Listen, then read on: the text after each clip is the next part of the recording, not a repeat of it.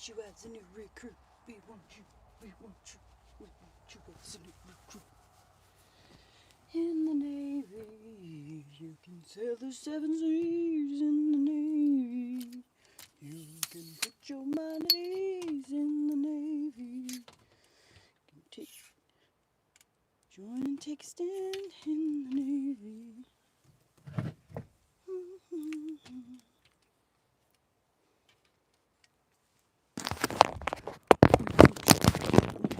We want you as a new recruit.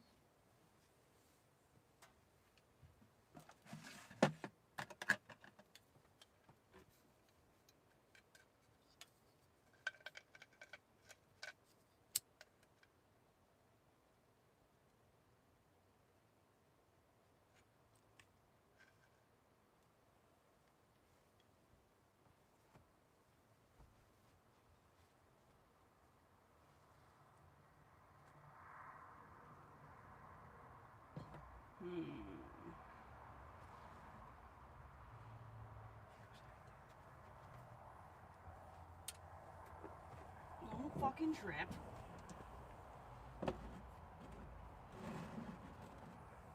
Fucking love this candle burner thingy. Okay. Let's get to work. Make sure my boobs weren't hanging out of my shirt before I pull my jacket off.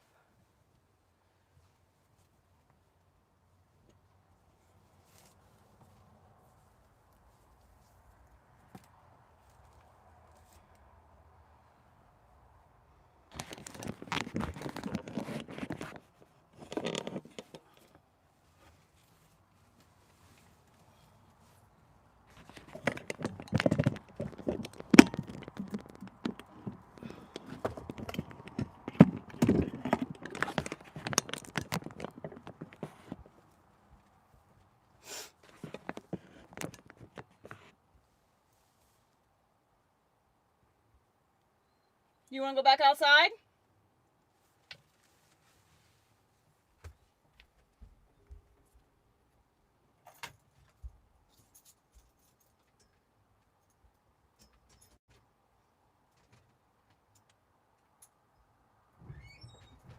He's like, I want my food, Mom. You can come inside whenever you're ready. Door is open for you.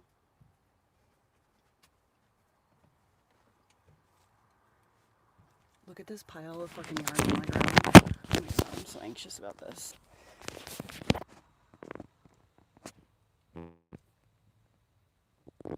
Don't let the rug fool you. Oh, it's a bend in the rug. Oh my God, I thought it was a huge pile. Thank God. Yay, it's not quite as big as I thought it was, but it's still pretty big.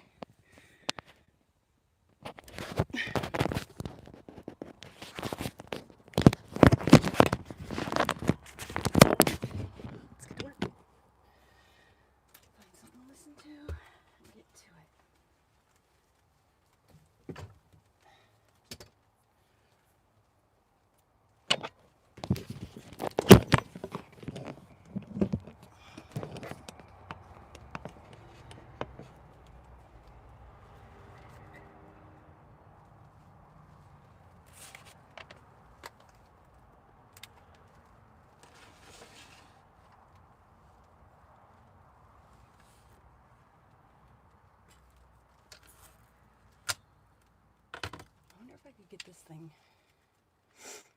so I can clip an above and do an above shot.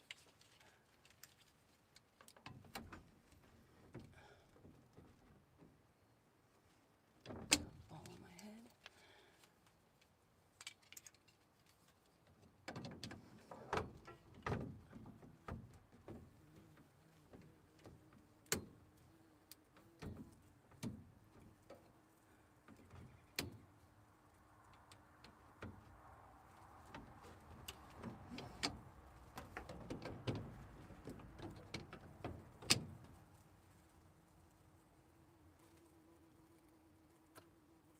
That is a huge bee. It's a bumble. There's a bumbler in here.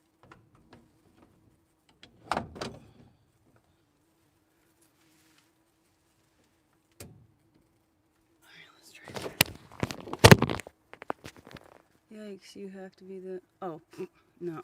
Thank you, appreciate that. I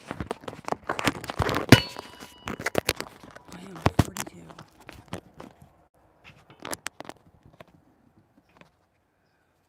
42 years old. I feel like I should turn that one candle down. And use smaller candles. Maybe one small candle instead of... the heat will be a lot less. I'm gonna go change from a big tea light to a small tea light.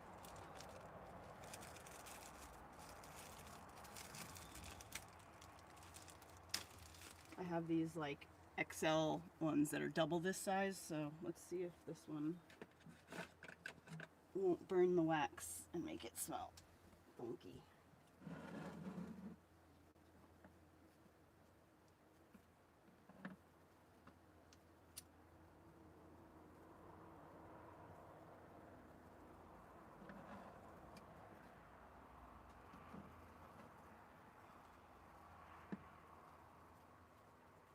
Bumblebee, sweetheart, that's not how you get out.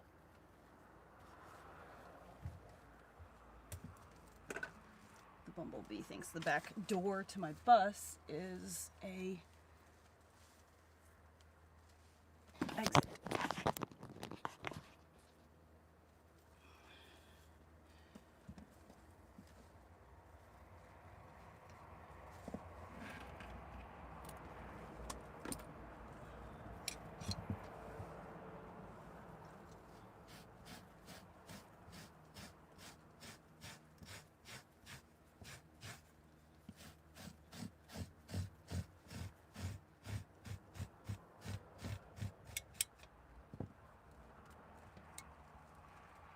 I need something to watch. I should probably get stoned too.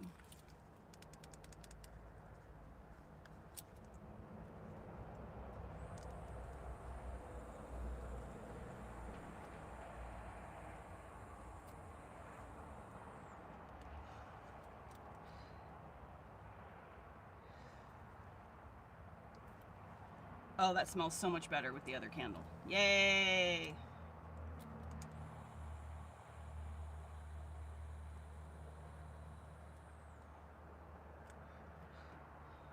5%.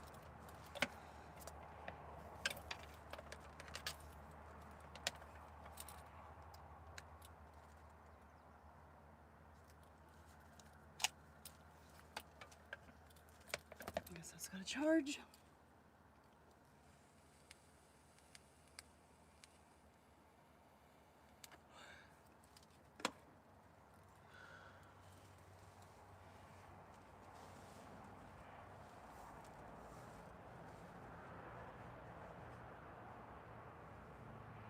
Put something on.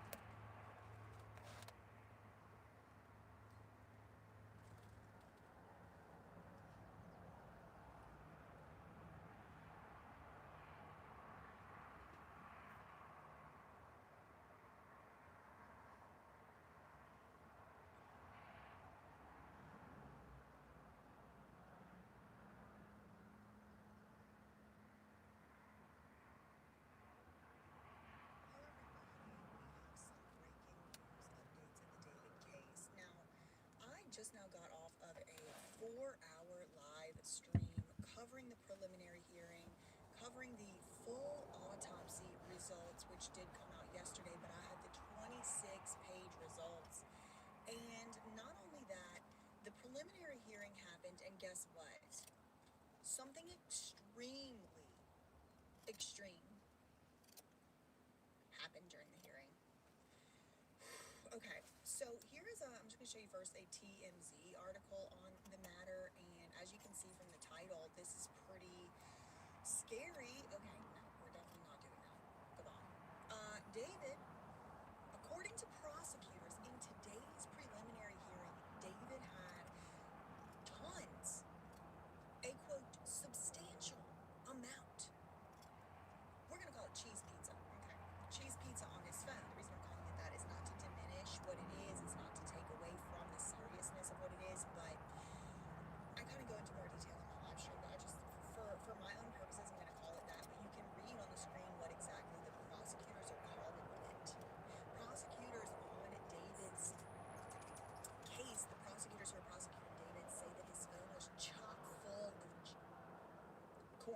know what, of children.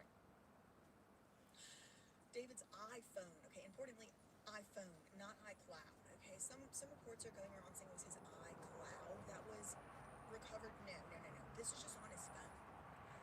Prosecutors say that David's phone contains a ton of cheese pizza. He was in court today, earlier today, he was in court. Now, this is his second court appearance this week, and he's going to have another court appearance next week, and then another one again on May 1st. But he was there in court today, what was supposed to be a preliminary hearing. The preliminary hearing did get pushed off. It's not even happening today, but some stuff did come up in court today. For example, the prosecutor mentioned all of this that they found on his phone. He was in court today exactly a year to the day of the last time that Celeste Rivas Hernandez was seen alive and the last time she was heard from. That was April 23rd, 2025. So today's April 23rd, 2026.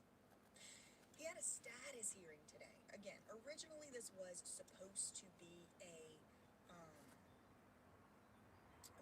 preliminary hearing, but that wasn't today. That's going to happen on May 1st. The upcoming preliminary hearing is now going to be on May 1st. So during the hearing, prosecutors claim they went through David's phone and they found a, quote, significant amount of cheese pizza. It's unclear if the alleged cheese pizza features Celeste. So maybe some of it has Celeste in it, maybe some of it doesn't, maybe none of it does. We don't know. The prosecutors didn't say. But they also revealed that they wiretapped David's phone. The wiretap was involved in the investigation, and prosecutors said that wiretap took place last year. There were no other specifics that the prosecutors gave. And again, today, I did mention this in previous videos, I believe, but there was no camera allowed in the courtroom. The judge did not want anybody to be streaming this, tweeting this. She said, if you want to tweet something to the outside, you got to go outside. David, on his part, was shackled and he had an orange jail jumpsuit. He was calm, cool, and collected, and he looked kind of bored. He spoke briefly to the judge and he said yes or yes ma'am when she was explaining to David how the preliminary hearing is going to work. And David's high-powered defense team, led by Blair Burke, who it has been reported is friendly or friends with Harvey Levin, the owner of TMZ, so take all this with a grain of salt because I think they're very biased. But Blair Burke, David's lawyer, told the judge that prosecutors hadn't turned over the evidence to David's team, and the LA County Deputy District Attorney Beth Silverman explained herself for the delay. She revealed there were actually three separate grand juries that had convened, which we did kind of already think. We already kind of knew that grand juries can only be sat or seated for about 30 days. If the prosecutors want to go beyond that, they have to resit a whole brand new grand jury again. We did hear that there was one going on in November. We heard there was one going on in February, and then we heard maybe there was one in December. Come to find out, yes, there were indeed and in fact three so-called investigative grand juries. These are grand juries that are not intended to indict, apparently, although Mark Garagos does take issue with that. Again, consider the source. So the grand jury testimonies are apparently going to become available at some point, but I don't think that means to us. Usually grand jury transcripts and the testimony especially are always kept sealed and secret. They usually are not going to be unsealed to the public. Sometimes I guess maybe to the defendant they will be, but not to us. But we'll see. I mean, anything's possible. As y'all already know, David pled not guilty earlier this week, and his defense team challenged the DA to put their cards on the table or fold.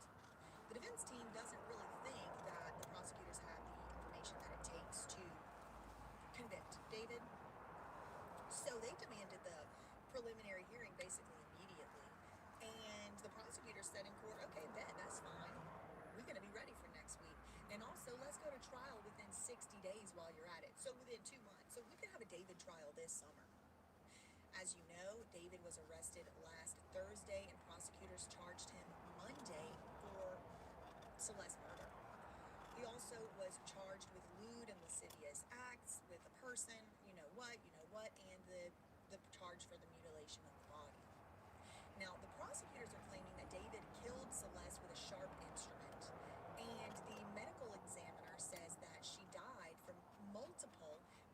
infiltrating injuries before she had her arms and legs and 2 fingers amputated.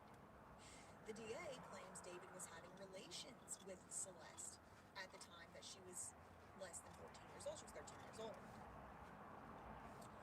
Now, when Celeste, this is all according to prosecutors, I certainly don't know because I wasn't there, but according to prosecutors, when Celeste threatened to expose David and devastate his musical career, that's when he invited her to his Hollywood Hills home on April 23rd, exactly a year ago today, and unalived her, according to prosecutors, and that's what they say. Now, of course, David denies this through his lawyers. They say he did not do that. He was not responsible for her death, but time will tell as more evidence comes out.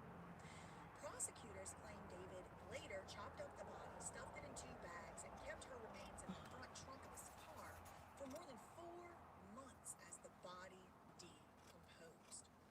Now, somebody was tweeting, y'all might have heard of her before.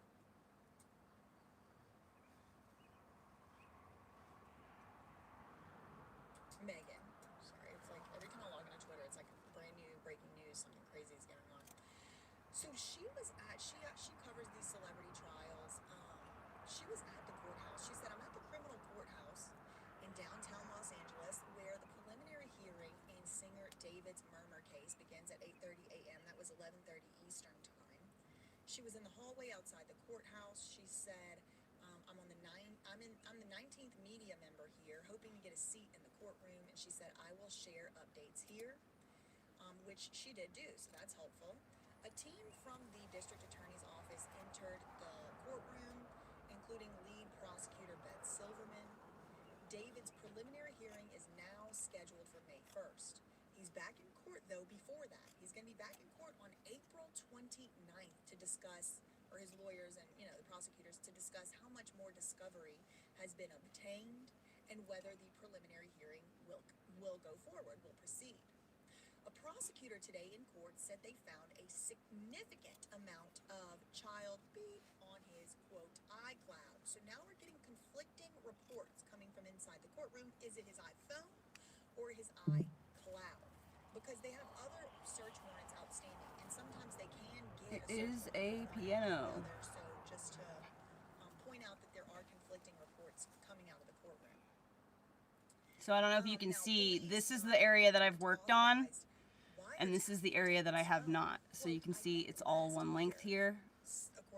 There's no 3D-ness to it, and here it pops. There's like a 3D depth to it. Can you see the difference on camera?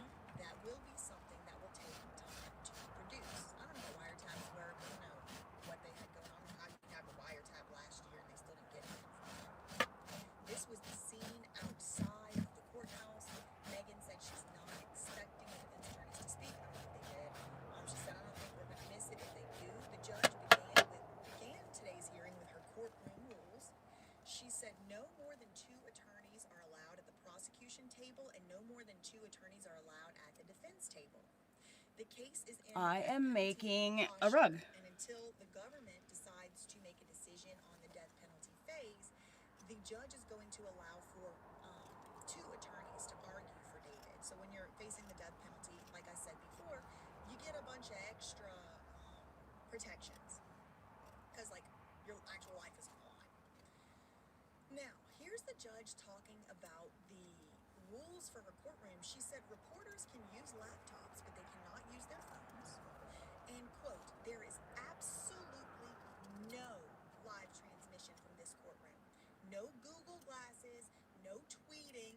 If you want to write something and send it out, then you got to go to the hallway to do that.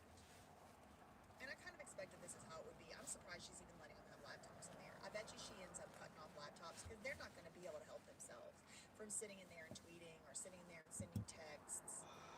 But it's always kind of made me aggravated because the media at these This chair is going to fall apart. county courthouses are allowed to keep their devices. They're allowed to keep their phones. They're allowed to keep their I've had this stool inside of my bus for 3, maybe 4 years, and I think this is only the second time I've ever sat in it. But the judge being very serious, she had no tweet on inside here. She said she wasn't sure if today was supposed to be the actual preliminary hearing or just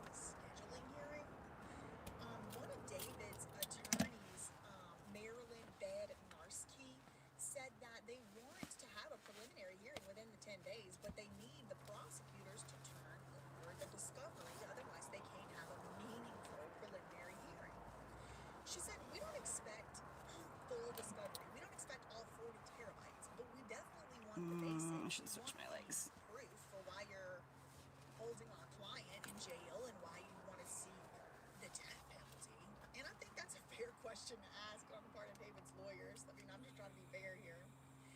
Now, the deputy DA, the lead prosecutor on the case, Beth Silverman, said that the LAPD Robbery Homicide Division has been trying to upload the entire file for David over the past month or maybe even 5 weeks, but only 30% of it has uploaded, and that is using multiple computers because it's just so much stuff. 40 terabytes, it's difficult to overstate how much data that really is.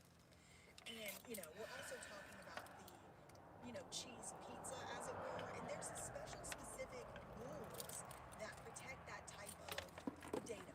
This chair wants to Prosecutors and the defense attorneys can't fall just be passing back. stuff back and forth. It's illegal to own it.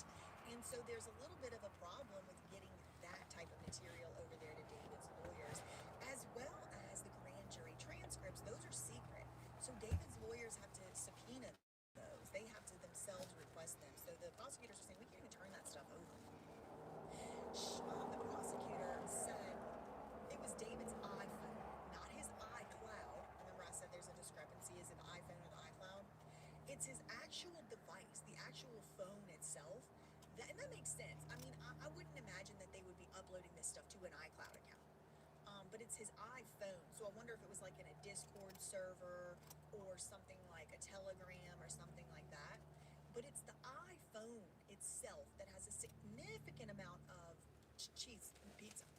And under the law, that type of data cannot be retained without there being certain orders by the court in place, and there's a process for that. Now, David's lawyers did turn over a hard drive that was a 1 terabyte hard drive. Remember, there's 40 terabytes in this case, so this is one. That Beth Silverman, the prosecutor, said that they'll fill it up and they'll give it over to David's attorneys, but she said they need a drive of like 10 terabytes to produce David's iCloud account. She said, now this is a really important tweet right here. What does the evidence actually say? What actual pieces of evidence? This is a question that everybody's been asking. What do they have on him?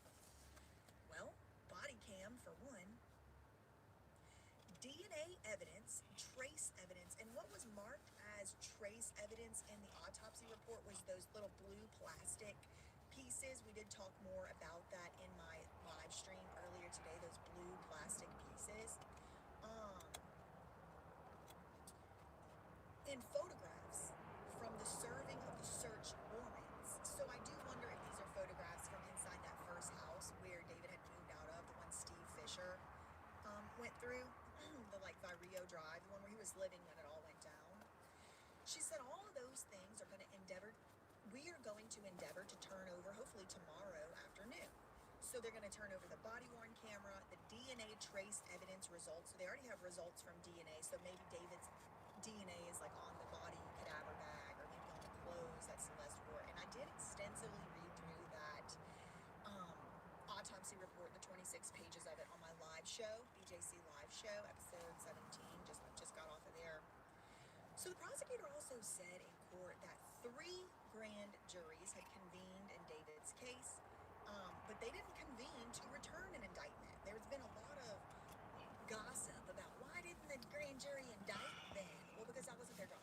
That wasn't even ever on the table. The prosecutors just needed to be able to get subpoenas so they could investigate, because they we don't need to indict right now. We need to even just see what we're looking at, because we don't know what happened. And so they actually put together 3 separate grand juries to investigate. She didn't say exactly what the grand juries considered, but she said one grand jury came together in November, another one was in December, and then another one was in February.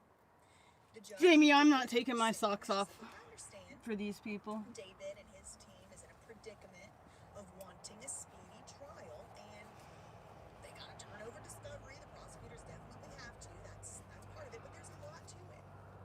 She said, I've even had some attorneys explain to me it's a Hobson's choice, but it's still a choice they have to make, right? Because it's like on the one hand, it's like a catch-22 type of thing. Because on the one hand, David wants a speedy trial. He is, just like all of us are, entitled to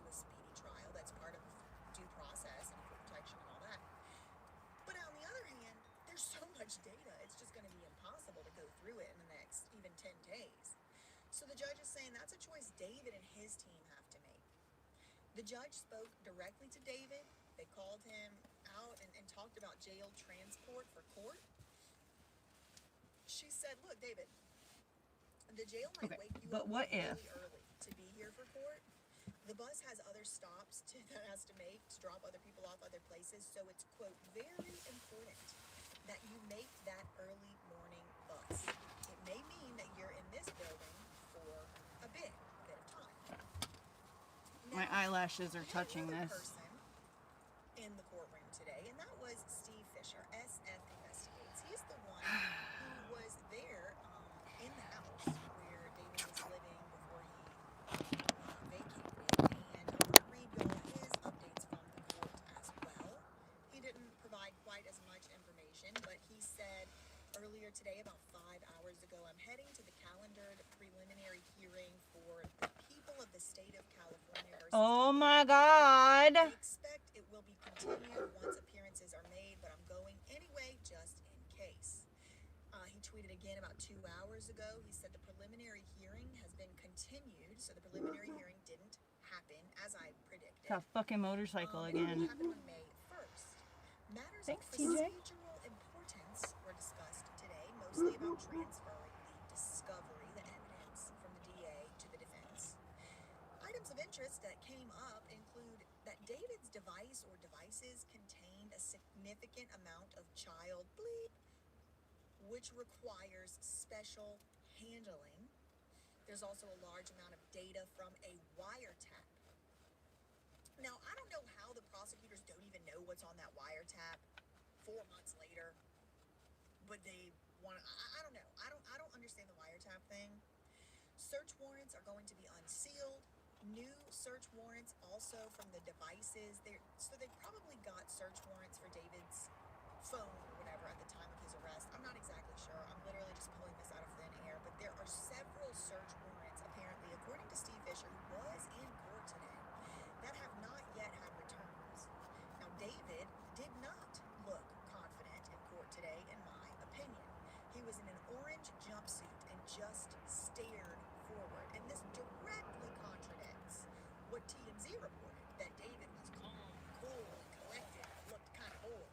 So Steve Fisher saying that ain't true. That is not true. He said, Celeste Rivas-Hernandez, a couple other items of interest from the David hearing this morning. The assistant district attorney confirmed there were 3 separate grand juries convened in November 2025. The second one was December 2025, and the third was February 2026. The judge also stated that the defense would need to provide a 10 terabyte, the unimaginably huge hard drive for David's iCloud account alone. So over 10 terabytes, or about 10 terabytes rather, on the iCloud alone, plus 20 or 30 more terabytes of other stuff. My neighbor got a motorcycle. Thank you! Wow! Thank you! And again, there is Kabul. circulating that there was a significant Hello amount all. of Hi all. child Like and good luck. blood. Man, that was awesome. Thank you so much. I said it during my live show today. I'm like, where is Gideon? Because he is going to have a field day with this. Is crazy. This is craziness. Now, am I extremely surprised that David would have that type of material on his phone? No, I'm not. And he's innocent until proven guilty. I don't know whose phones those were. We haven't heard from David. We haven't heard his defense.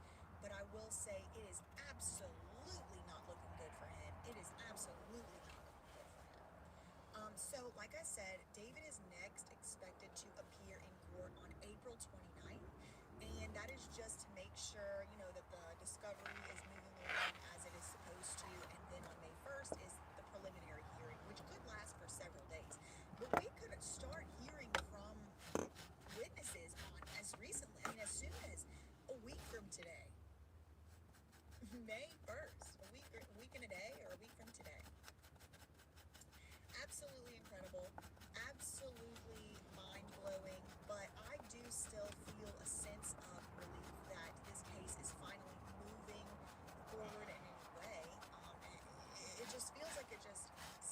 still for so long. The cause of death was determined to have been caused by puncture wounds. This is one other tweet that I wanted to read y'all from Steve Fisher because I think he puts it really well. He said,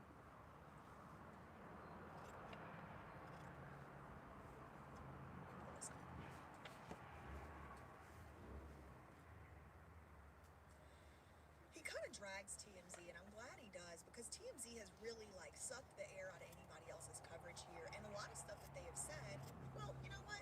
Let's just hear Steve Fisher say it. He tweeted this yesterday when the autopsy report came out. He said the cause and manner of death for Celeste Rivas Hernandez were determined months ago, only 2 months after she passed.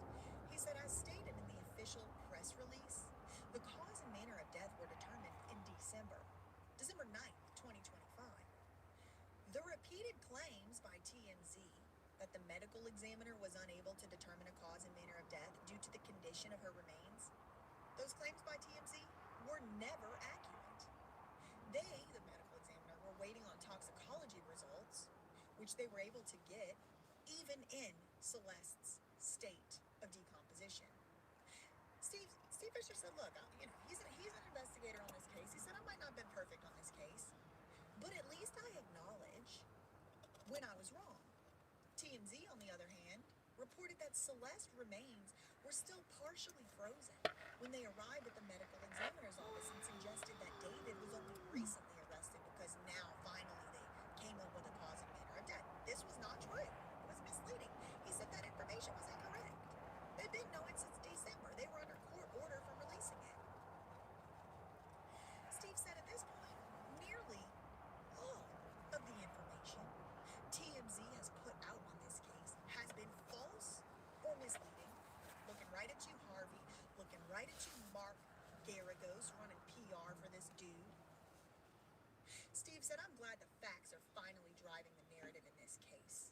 Celeste died by being stabbed by an object that caused 2 or more penetrating wounds to her torso and also caused a liver injury. Toxicology found that she was presumptively positive for benzos and meth, but then it came back inconclusive. So she didn't have enough drugs in her system to OD. Basically, spoiler alert, she died from getting stabbed in the torso. Then after that, she got cut up into 7 pieces and stuffed into the front trunk of a car to rot and get ate by maggots. Steve said, I personally What kind of fucking retard kills somebody and then puts them in the front of a Tesla? Used hard drugs with them. And there's been all You this know? chit-chat about the possibility of maybe there being more victims. Who does I don't that? know if that's true. I haven't been able to see any substantiation to that. But I have been seeing it everywhere. And now we have this stuff about the C and the P and the this and the that. I don't need any details, I tell you that. So that's where we stand. The next hearing or the next little status update is going to be on April 29th, which is in about, 5 days? 6 days. And then on the May 1st, there's going to be an actual preliminary hearing, supposedly. But that could get kicked down the road as well. It usually does. This is kind of unusual that a case of this size and magnitude and caliber and status and high profile would be happening this fast. But the prosecutor said, I'm ready to go this summer. And I bet she is. They done tried this case 3 times before that investigative grand jury. She done practiced her speeches and everything. And I, for one, am glad to see that it's finally moving along. Okay, I'm glad to see that finally something is The happening. hell is Justice my for Celeste flashlight? Rivas Hernandez, whoever did it. Facts and opinions ain't defamation. And neither are, little commentary videos, okay? That's all I really had for this one. Everybody's innocent until proven guilty. And make sure you subscribe to this channel and my live show. I'm going to be covering the case on both channels. Love you, Mina K. Bye.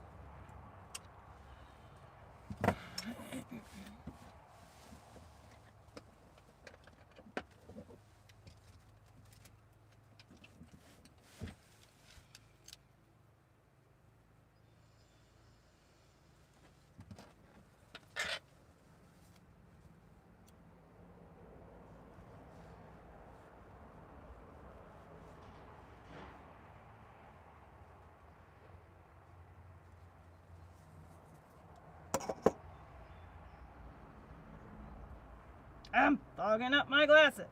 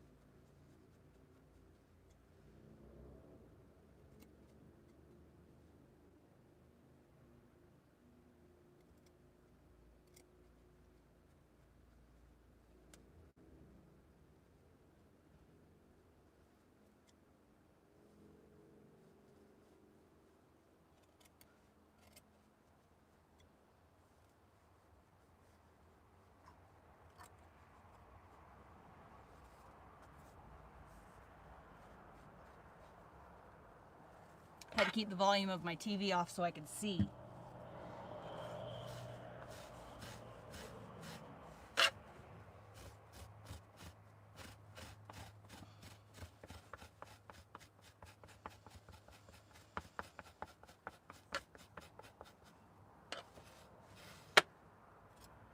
Dude, you know what I'm gonna do? Is I'm gonna put a fucking plastic bag around my chair. I'm gonna sit in the chair like this, and then I'm just gonna dust stuff off, and it's gonna fall around me, but there's gonna be a plastic bag. My grandma had one of those for my sister when she was first food training.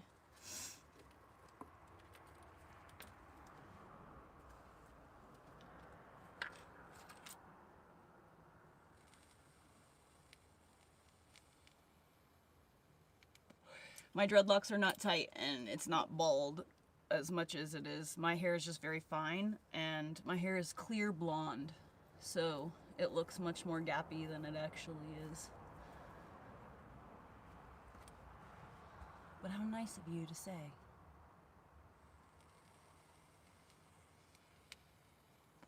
Yes, it's a carpet. It's a rug. I make rugs.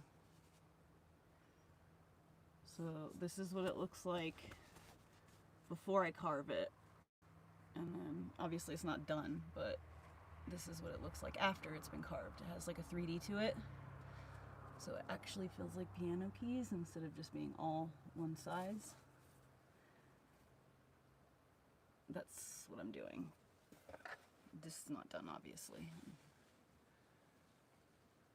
Yes, I am. Very much so. I'm very much staying married, though. 10 or 15 years.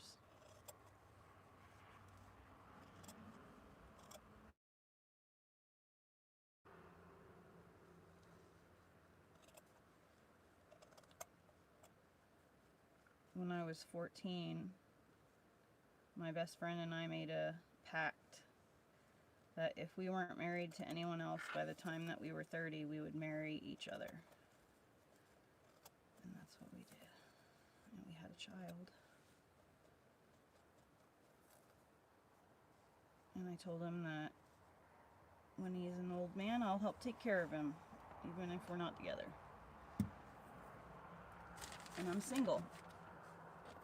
But I'm not dating. That's what I need to do. I need to hit the weed, then hit the jewel.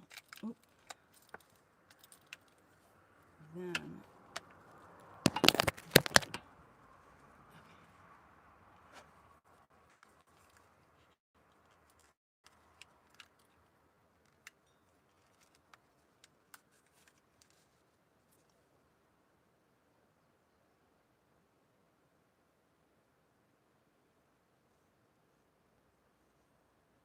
my hand's shaky.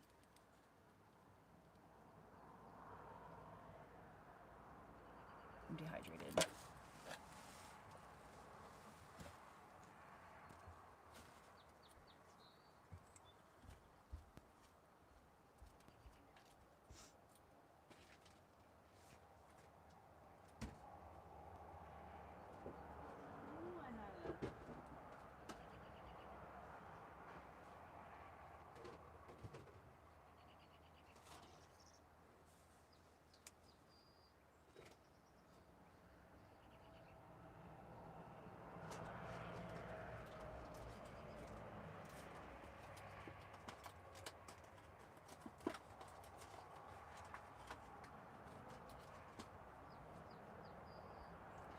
Slipping through my fingers.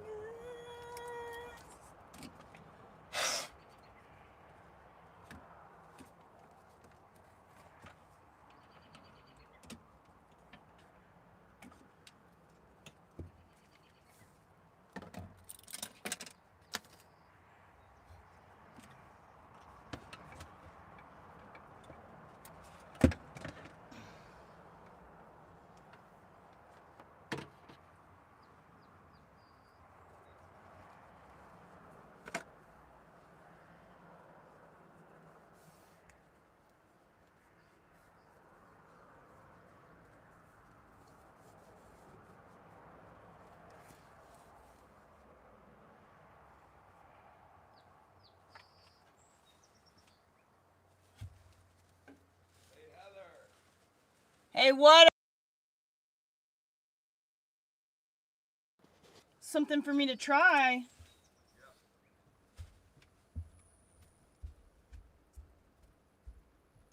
The brand Clean Spoon and Fresh Scoop. What is Try it? it. Oh, is this the cookie butter? Uh-huh. Oh. Hang on, I'm gonna give you your spoon back. It's like crack, isn't it? It's not even too sweet. I still want to know, like, I keep asking people, what do you put this on? Like, what is this even for? Whatever you want. Fruit. You could add it to one of those. What are they? Oh, here. Have you had it before? Yes. I haven't had this. This is Biscoff. Some Trader Joe's have cookie butter ice cream. Ooh, we can make cookie butter ice cream easy, Adam.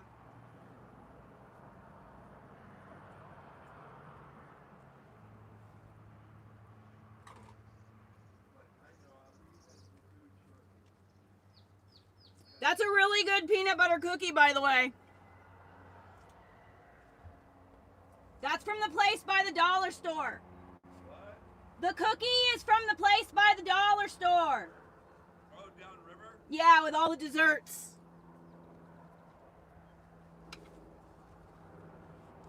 He brought me some cookie butter.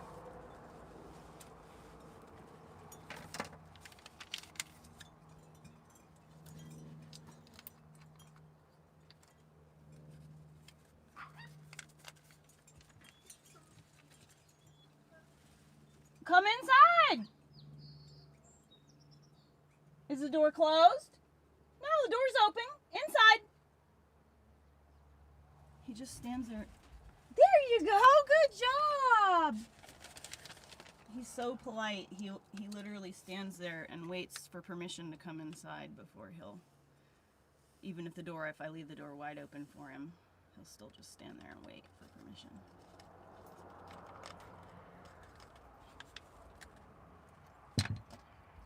Hold on, I'm coming. Take his collar off.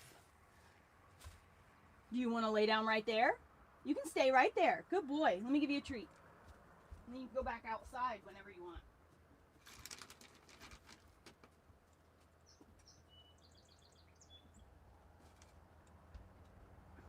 I wonder why he likes that other bone, but he doesn't like this bone. Let me see if I can get him inside. Try this bone. Is there something inside of it? Mm-hmm.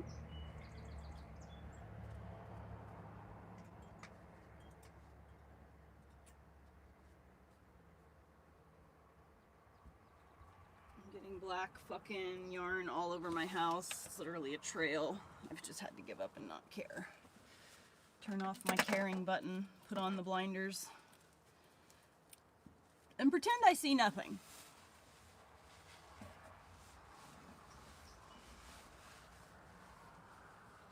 Yes, we are making rugs.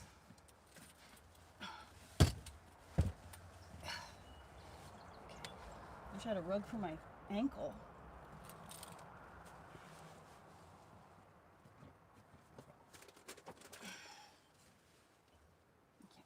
I would have grabbed one of my first rugs, but it's fine. Okay, let's get stoned.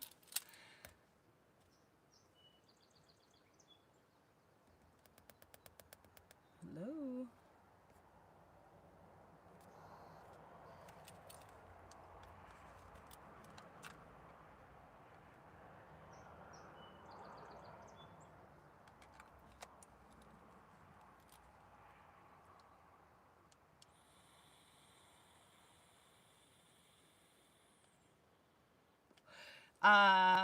I just got called out. Uploaded to your videos. I wonder what that was. I just got called out by YouTube. There's a video that says, the thumbnail says, it's all junk.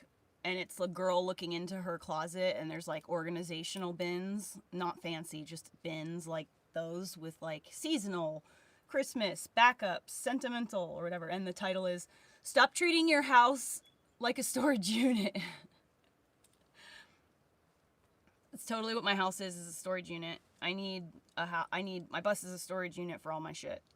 So I need to have different rooms. Hello, my darling.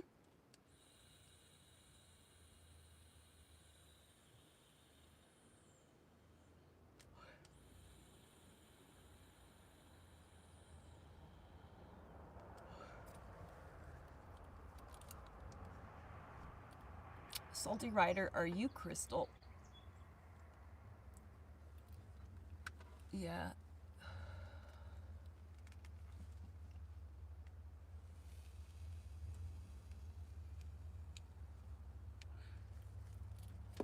I guess my neighbor bought a motorcycle. Ugh, I'm spitting. So the powder that I put in here is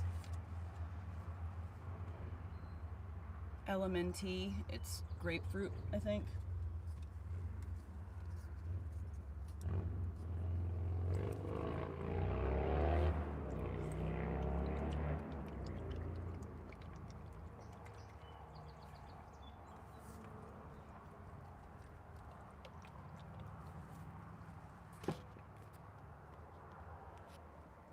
Your mom.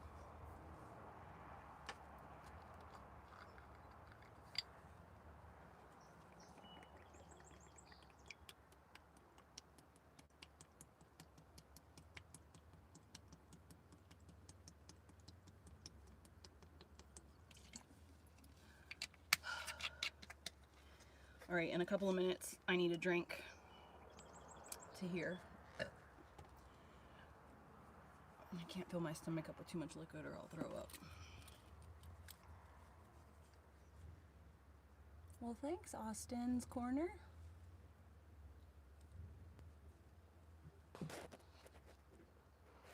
Oh, yeah, thank you.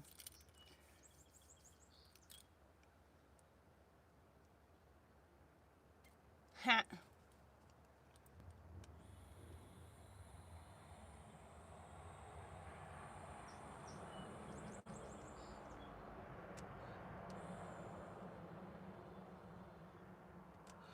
I think I'm gonna put my hair on top of my head. Got a tie boat.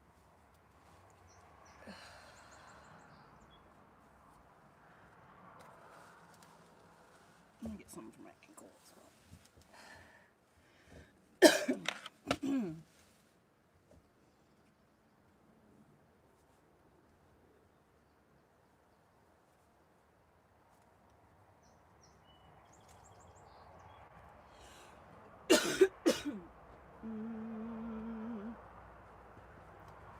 Use Elliot's rug.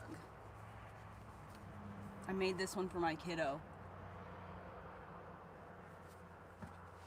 And then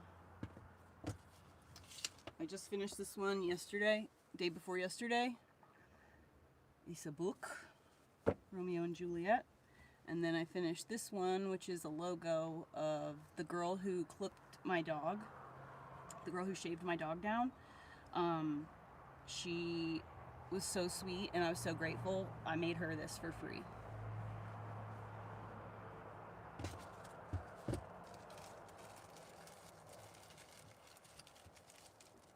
This is amber resin.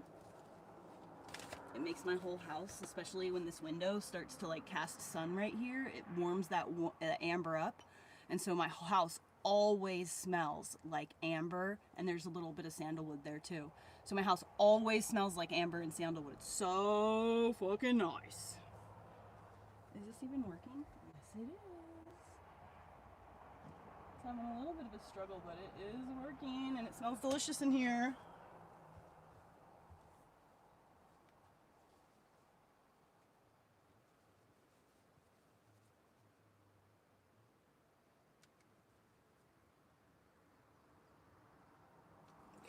What was I gonna do? Put my hair in my ponytail. And also find this thing for my ankles. Alright.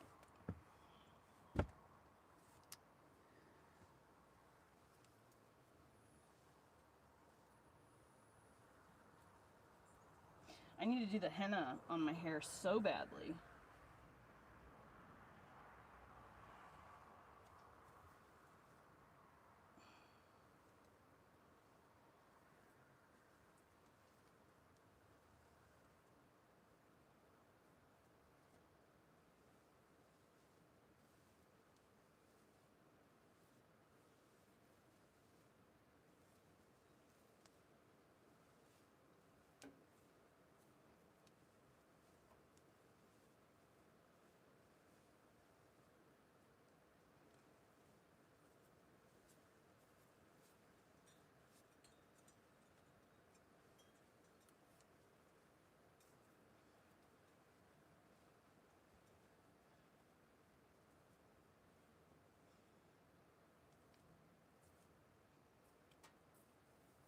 Man, I fucked my hair up yesterday. I was wearing a hat and a fucking bandana, and I had it like smushed back like this, and it like put a rim in my hair, and now my bangs won't go forward.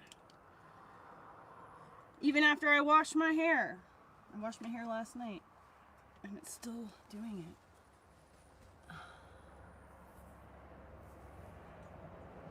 My hair has got static in it right now. Do you see this? It's like floating.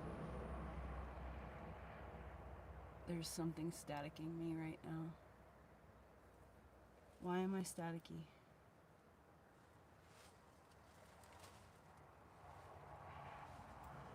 What can I spray on myself? Ow. Am I about to get struck by lightning?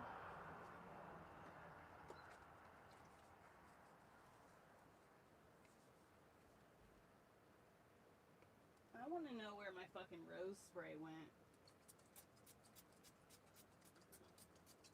Oops, I'm spraying it on my glasses. I love this shit. I spray it all over myself. It's gone. I bought a new one, and the new one is fucking missing. And that should be a little bit better. A little rose water. Anti-static. I'm fucking so dehydrated. I'm generating my own electricity.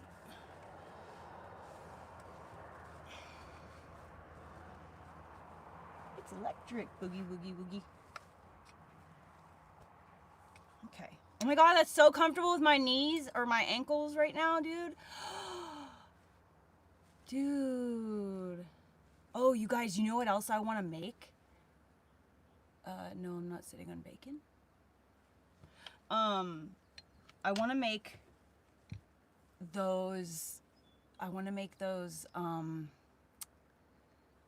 I have one in my truck. It's like for your dash. It's a carpet that goes over the top of the dash, and it's like cut, and the pattern is like perfect to like sit right on whatever dash they are made to fit or whatever. I want to make those, but I'm going to make cool ones. So I'm thinking like, you know, a dash rug with like maybe a tie-dye look, or maybe a anti-evil eye or whatever, you know? I do not want to make $1 million. With lots of money comes a lot of trouble and responsibilities and government and, you know, and interest. And then you have to do things like a certain way, and I would end up accidentally, if I became a millionaire, like I don't want to become a multimillionaire. I just want to have enough money so that I can pay my bills and feed myself and, you know, provide for my son the best way possible in a place that I have no fear of ever leaving because I own it. But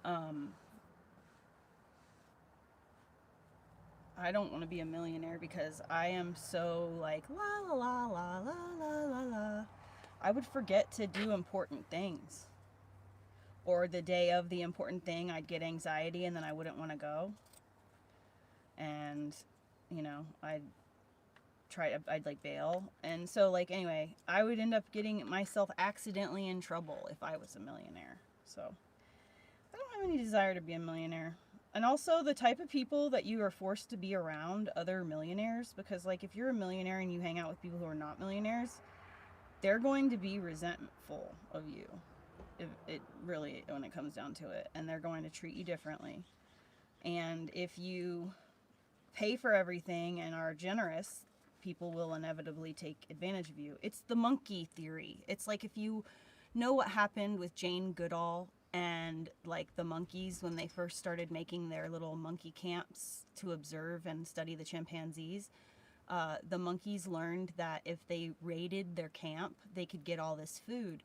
And so the monkeys started coming in huge, big packs. They told the other monkeys, and they came back and raided.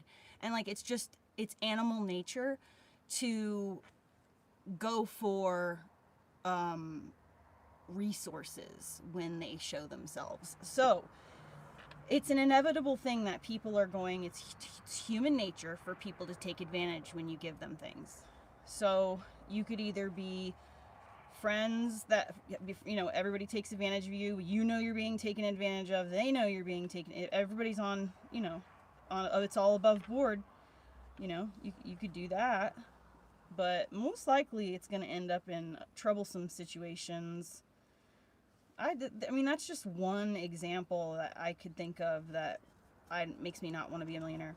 The only reason that I would want to be a millionaire, the only thing that is that I would be able to, like, have a really awesome piece of land with an orchard, and like I could like buy all kinds of cool toys to do, you know, so when I hire people to do my lawn stuff, like I could, like what I do as a job, I could hire people to do like what I'm doing now as a job, where I go somewhere and I use all the machinery and, you know, I take care of the property. And like I would do basically what the guy who I work for is doing. So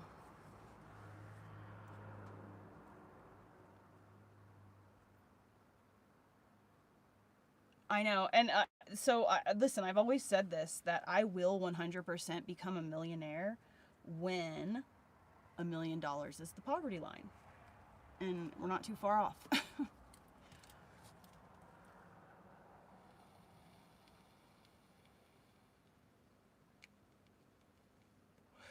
I forgot to put my fucking mask on. I can't be doing this without a mask on. If you guys see me cutting without a mask on, please remind me, because like these plastic fibers in my lungs is not what I want. And I can already see in my house, like everything is covered in like this like tiny little particulate, and it's kind of freaking me out. So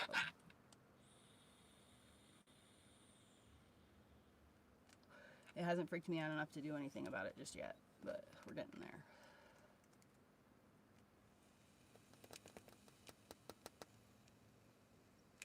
Alright, I'm gonna put on something and go back to work.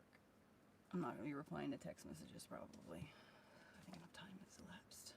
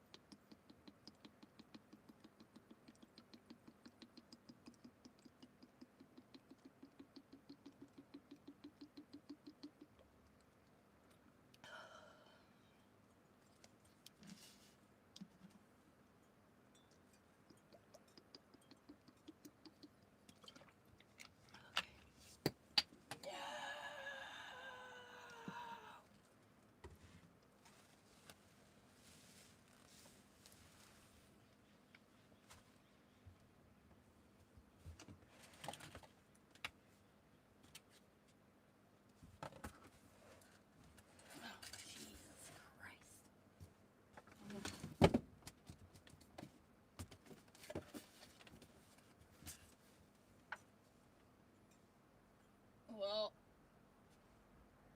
that's gone.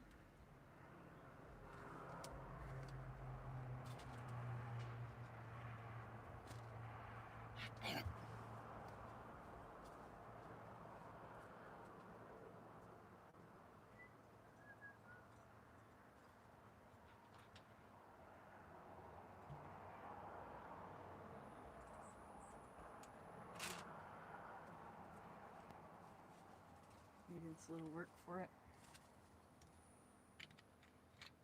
Like a glove! Oh, do you hear the hummingbirds? You hear them?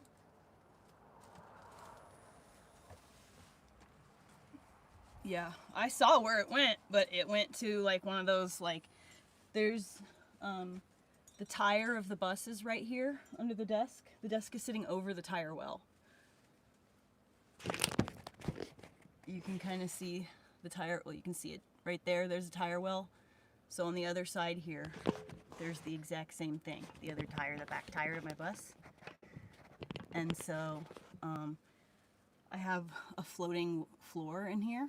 Don't do that. Look with your eyes, not through your glasses. I have a floating subfloor in here, and like I've never put anything on top of it, so I just have like a wood subfloor, but it's floating anyways, so there's a gap. Because the bus moves, you need a gap. And it fell probably in one of the gaps. And I could get it, but in those gaps is like huge thick piles of yarn right now. Because I just got done tufting these rugs, and I haven't cleaned my house since I tufted these rugs. Like, it's a huge fucking yarn mess here. So, you know what I should do? I should get some, like, way to do a fucking, like, this curtain that I got going on right here. I should do that. But I should just do it right here and right there, and I should just enclose this little area. Or I should do a curtain that encloses my bed and a curtain that encloses that area. I wish I had separate rooms! I really wish that, like, okay, so like I am the kind of person that I can do most anything that I try. I'm just really good at figuring things out, or, you know, I'm really good at copying what I see someone do. So if I can have someone that I can copy and like watch what they're doing and then get me started, and then I'll figure it out on as I go, like the nuances to it, Or maybe I just naturally know how to do it, because sometimes I'm really good at things like that. If I have an interest in something and I'm drawn to it, usually it's because I know already intuitively that I'm probably going to be pretty good at it. So, and I have the skills that I could do it. So that's why I seemingly am always good at things that I try, is because I only try things that I think I might be good at. And it's a lot of little things. I'm not great at any of them, I don't think, but I'm really good at a lot of different things. But carpentry has never been one of those things. Building things, my brain just doesn't, I still have not had enough time one-on-one learning how to do it from someone teaching me. And that is what I need. Dang, speaking of, I need to text my coworker the guy who I know who does carpentry.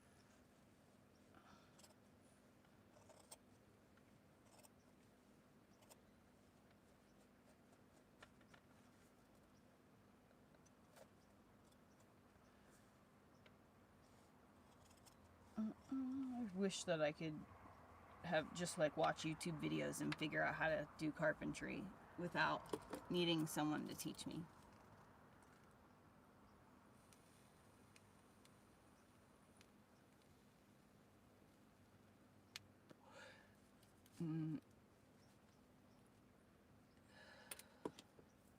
No, it doesn't. American flags.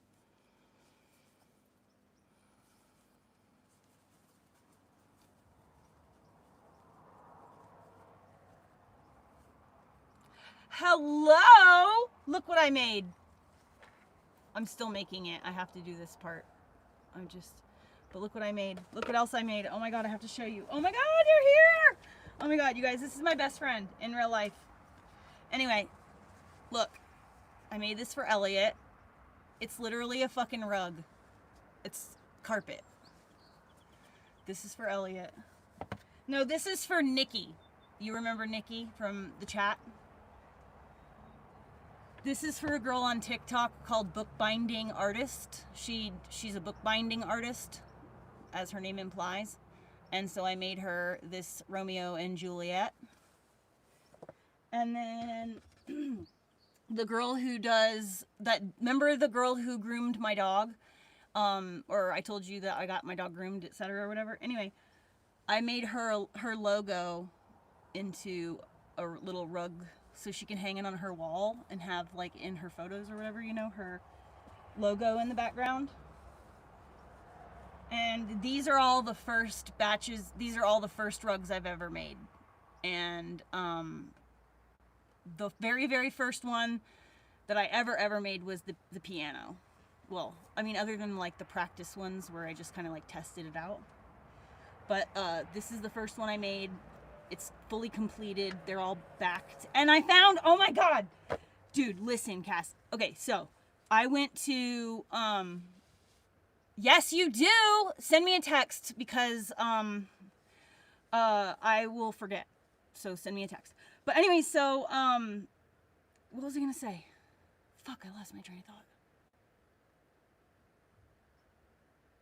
Damn it, I lost my train of thought. Oh yeah!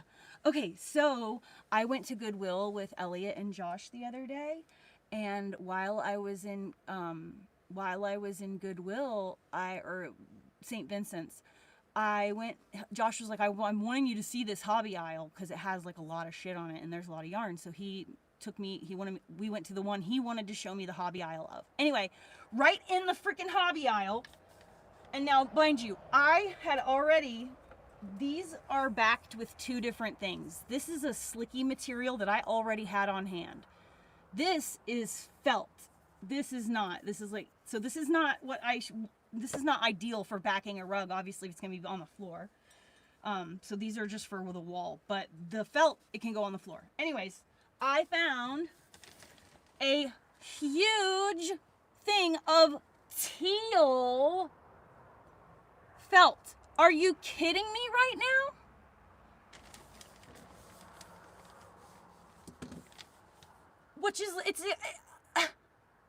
It's exactly the same color, and it's exactly the color that I wanted on my rugs. I was blown away. It was the only piece of fabric that was there. Couldn't fucking believe it. It was like waiting there for me.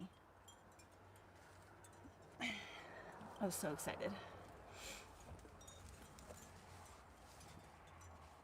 It was not a find, you know, honestly. It was just 100% just the universe put it there for me, because here's the thing, okay? I don't know if you guys remember, I was telling you about a couple weeks ago when I bought all this yarn.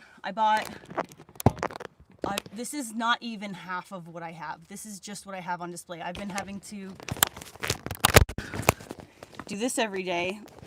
There are 3. 1, 2, 3. All of that is full of yarn. Okay, so I bought a lot of yarn and I balled it all up. I sat here for 7 fucking hours and balled every single bit of it, from the long, oval shaped skein into separate balls. I got five balls of each color out of the smaller ones, and then I got 1,000 grams of this one, so I got like 100 gram balls. It was pretty cool. But anyway, so I got all this yarn, and I bought the yarn, and the yarn was, I paid for it. It was on sale, 40% off when it was my birthday, and I was getting the things I wanted for my birthday. I only ended up spending like $100 and something, $200 on all of this yarn, and I purchased like $550 amount worth of yarn.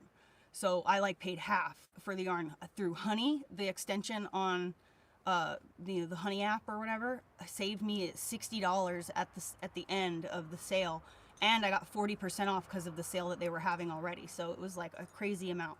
Anyway, so I got this yarn, bought the yarn. 3 days it sat, nothing changed in the order, and I was like, what the fuck? They're not even like processing the order. And so I was like starting to get this feeling like, oh no, something's going, it's like, issues. So I went online and I looked, and it said, yes, actually, Yarn Inspirations, which is the website I bought it from, we're having crazy bad shipping issues. Months back ordered. When people get their order, it's wrong. And I was reading Facebook posts in a fiber artist group, and this was recent. And they said, some people said they were waiting like 8 to 10 months for their yarn, and I was just like, oh my god. Okay, so, but I had deluded myself. I had completely convinced myself that was not going to happen to me, because here's the thing. The reason why I'm doing this rug stuff, it's not because like I always wanted to do rug stuff, and I finally have done it. I literally just had a whisper in my ear, you need to get rug stuff. And so I just did. I literally just was like, yeah, I'm going to do that. I watched videos for like a whole 2 days, and then I bought everything that I needed that I didn't already have. Come to find out, I had a lot of what I needed on hand already. And so anyways, the reason why I had convinced myself that that wasn't going to happen to me was because I took inspired action. The universe, God, grandma, whomever, whispered in my ear and said, hey, you should do this thing. And I just did it. I didn't think about it. I just did it. And because I am taking inspired action, I was inspired to do something. I'm taking inspired action. I'm doing what God told me to do. And because I'm doing what God told me to do, I'm good at it. The yarn came. It was a little bit late, but by 4 or 5 days. And I purchased, in total, I think it was 80 or 90 skeins. And out of all of that, they only messed up. They accidentally sent me a ball of yarn that I didn't order, and they forgot this brick and the bright yellow. I emailed them and told them that they forgot the stuff, and they literally, before they even sent my reply to me, had already created a shipping label and were sending it to me. It just got here yesterday. I just balled it up last night. And so I have all the yarn that I ordered. None of it's all perfect and wonderful. And I knew that was going to happen. I knew that I wasn't going to have any shipping issues, and I knew that everything was going to be perfect because I'm doing what God told me to do. So why, if God tells me to do something and then I'm doing what God told me to do, why would God then make it like so hard on me to succeed? You know? So I knew that that was going to be the case. And, you know, as it turns out, I've already gotten three commissions. So that's pretty exciting. My leg is shaking, but because it's like a spasm or something.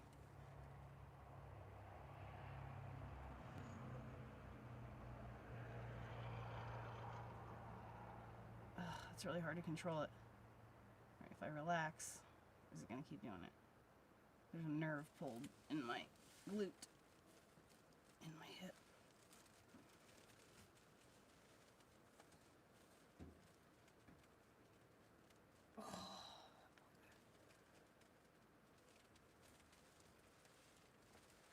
Ooh, my back just cracked.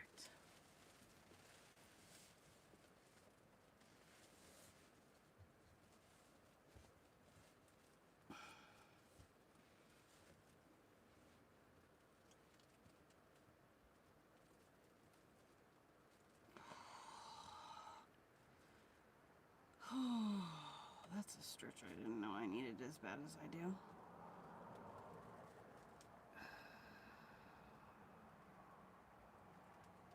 Ooh wee. That stretched my hip in all the good places.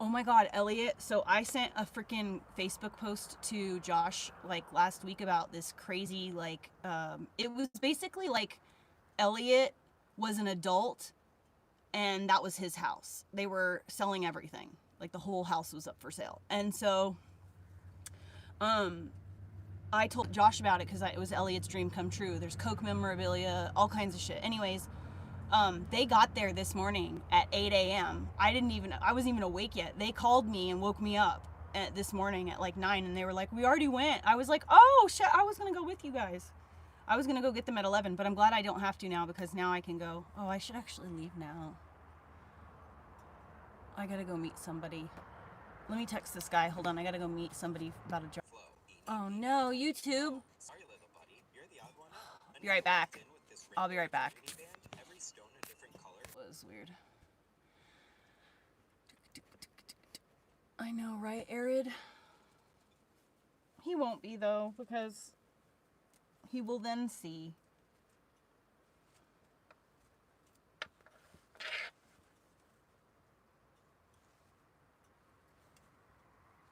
Turn something on.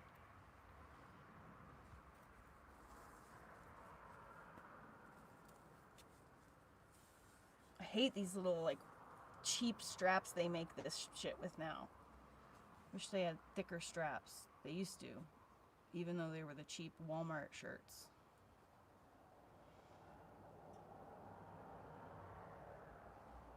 But now they like tear.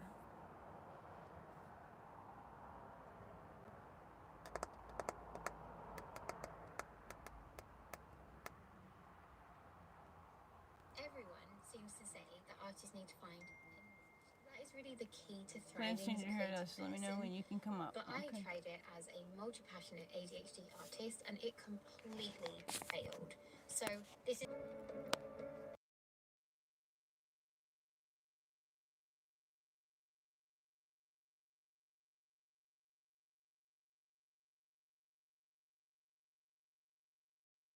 galleries and museums, creating artistic experiences for families and children.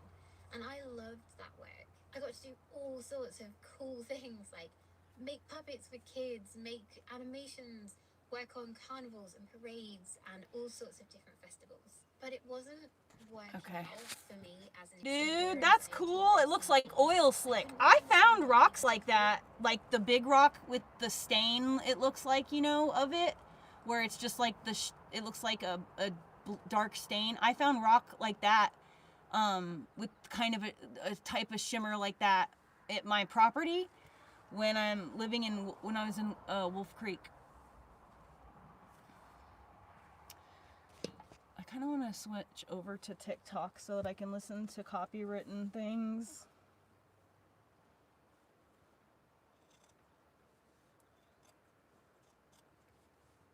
What do you listen to when you're on a live stream?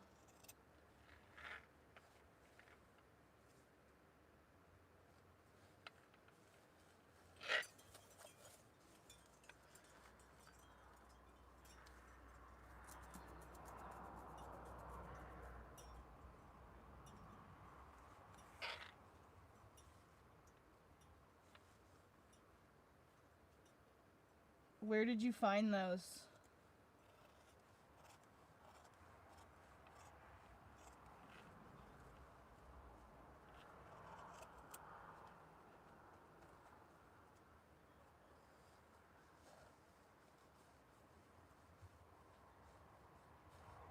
Sounds like my dog is stuck somewhere.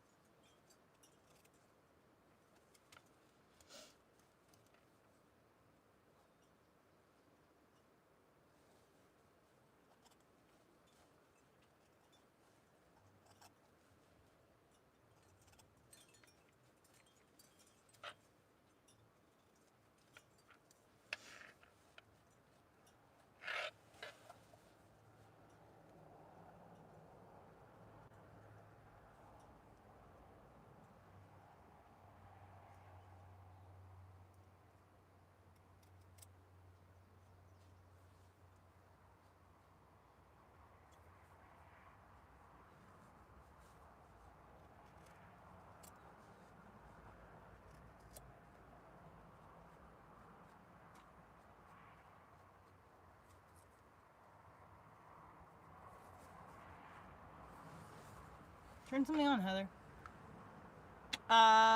Because I started to think about it and I was like, I don't have any subliminal locks on me. I don't want to put any subliminal locks on anyone else. I don't really identify by that name at all. The only reason that it was subliminal locks is because I just was trying to find a way to take sublime dreadlocks and just make it into something else more like whatever sounding. I just was done. I wanted to change my shit a little bit. And I was dealing with stalking and harassing by the same woman who's stalking and harassing me now, or has been this entire time, the last 6 years.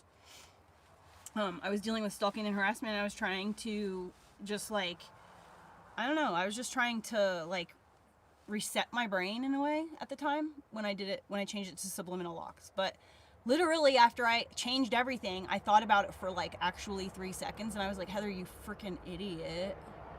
Subliminal is not like the plural of sublime. It doesn't mean like the most sublime. It means subliminal, like below vision. And then I was like, well, subliminal locks is kind of cool too, I guess. Has a ring to it or whatever, you know. So then I was just like, all right, whatever, I'll just keep it. I don't even care. And like, it's been now years, and you know, I just don't, it has nothing, that name has absolutely nothing to do with me or who I am as a person or anything.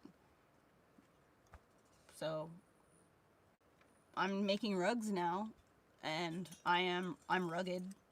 I'm a rugged woman. And I'm tough.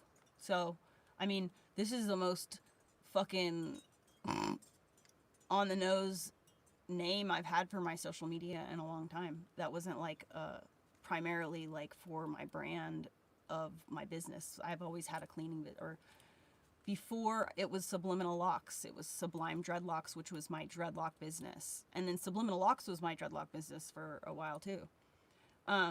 But it's not it's not me, it's just my like business name. And so I don't know, this is my account, this is not my business account, it's my account. So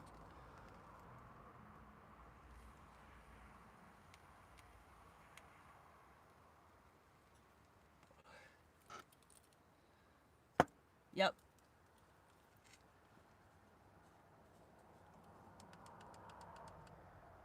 And I'm taking, so like I said, God whispered in my ear and told me that I was supposed to be doing this.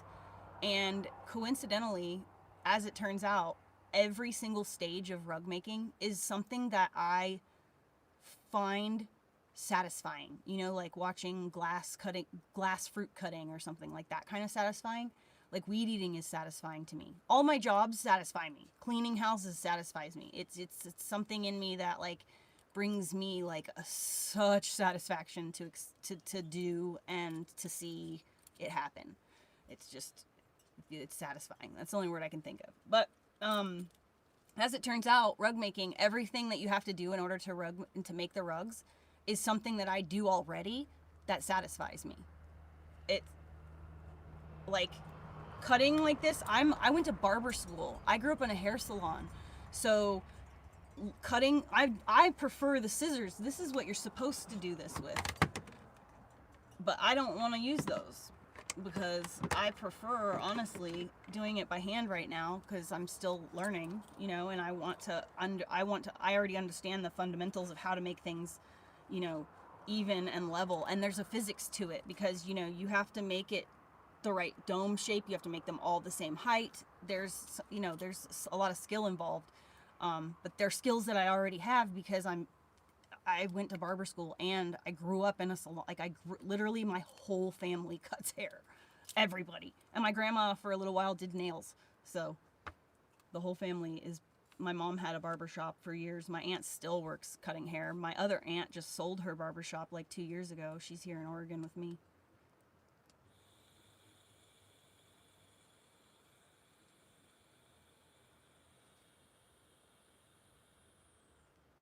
Right, exactly. It's very satisfying to see that the before and after and to be a part of it. I feel productive. It brings me joy to do hard work. No, I don't like festivals. Yes, I'm very spiritual, but yeah.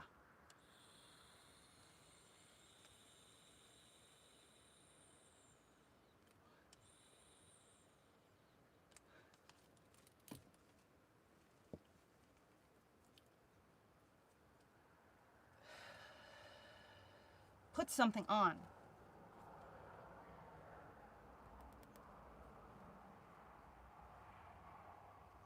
Like my dream job, this beautiful, wonderful job that I loved. But of course, at the time, I didn't know that I had ADHD, so I couldn't really understand. I can't listen to that kind of crap.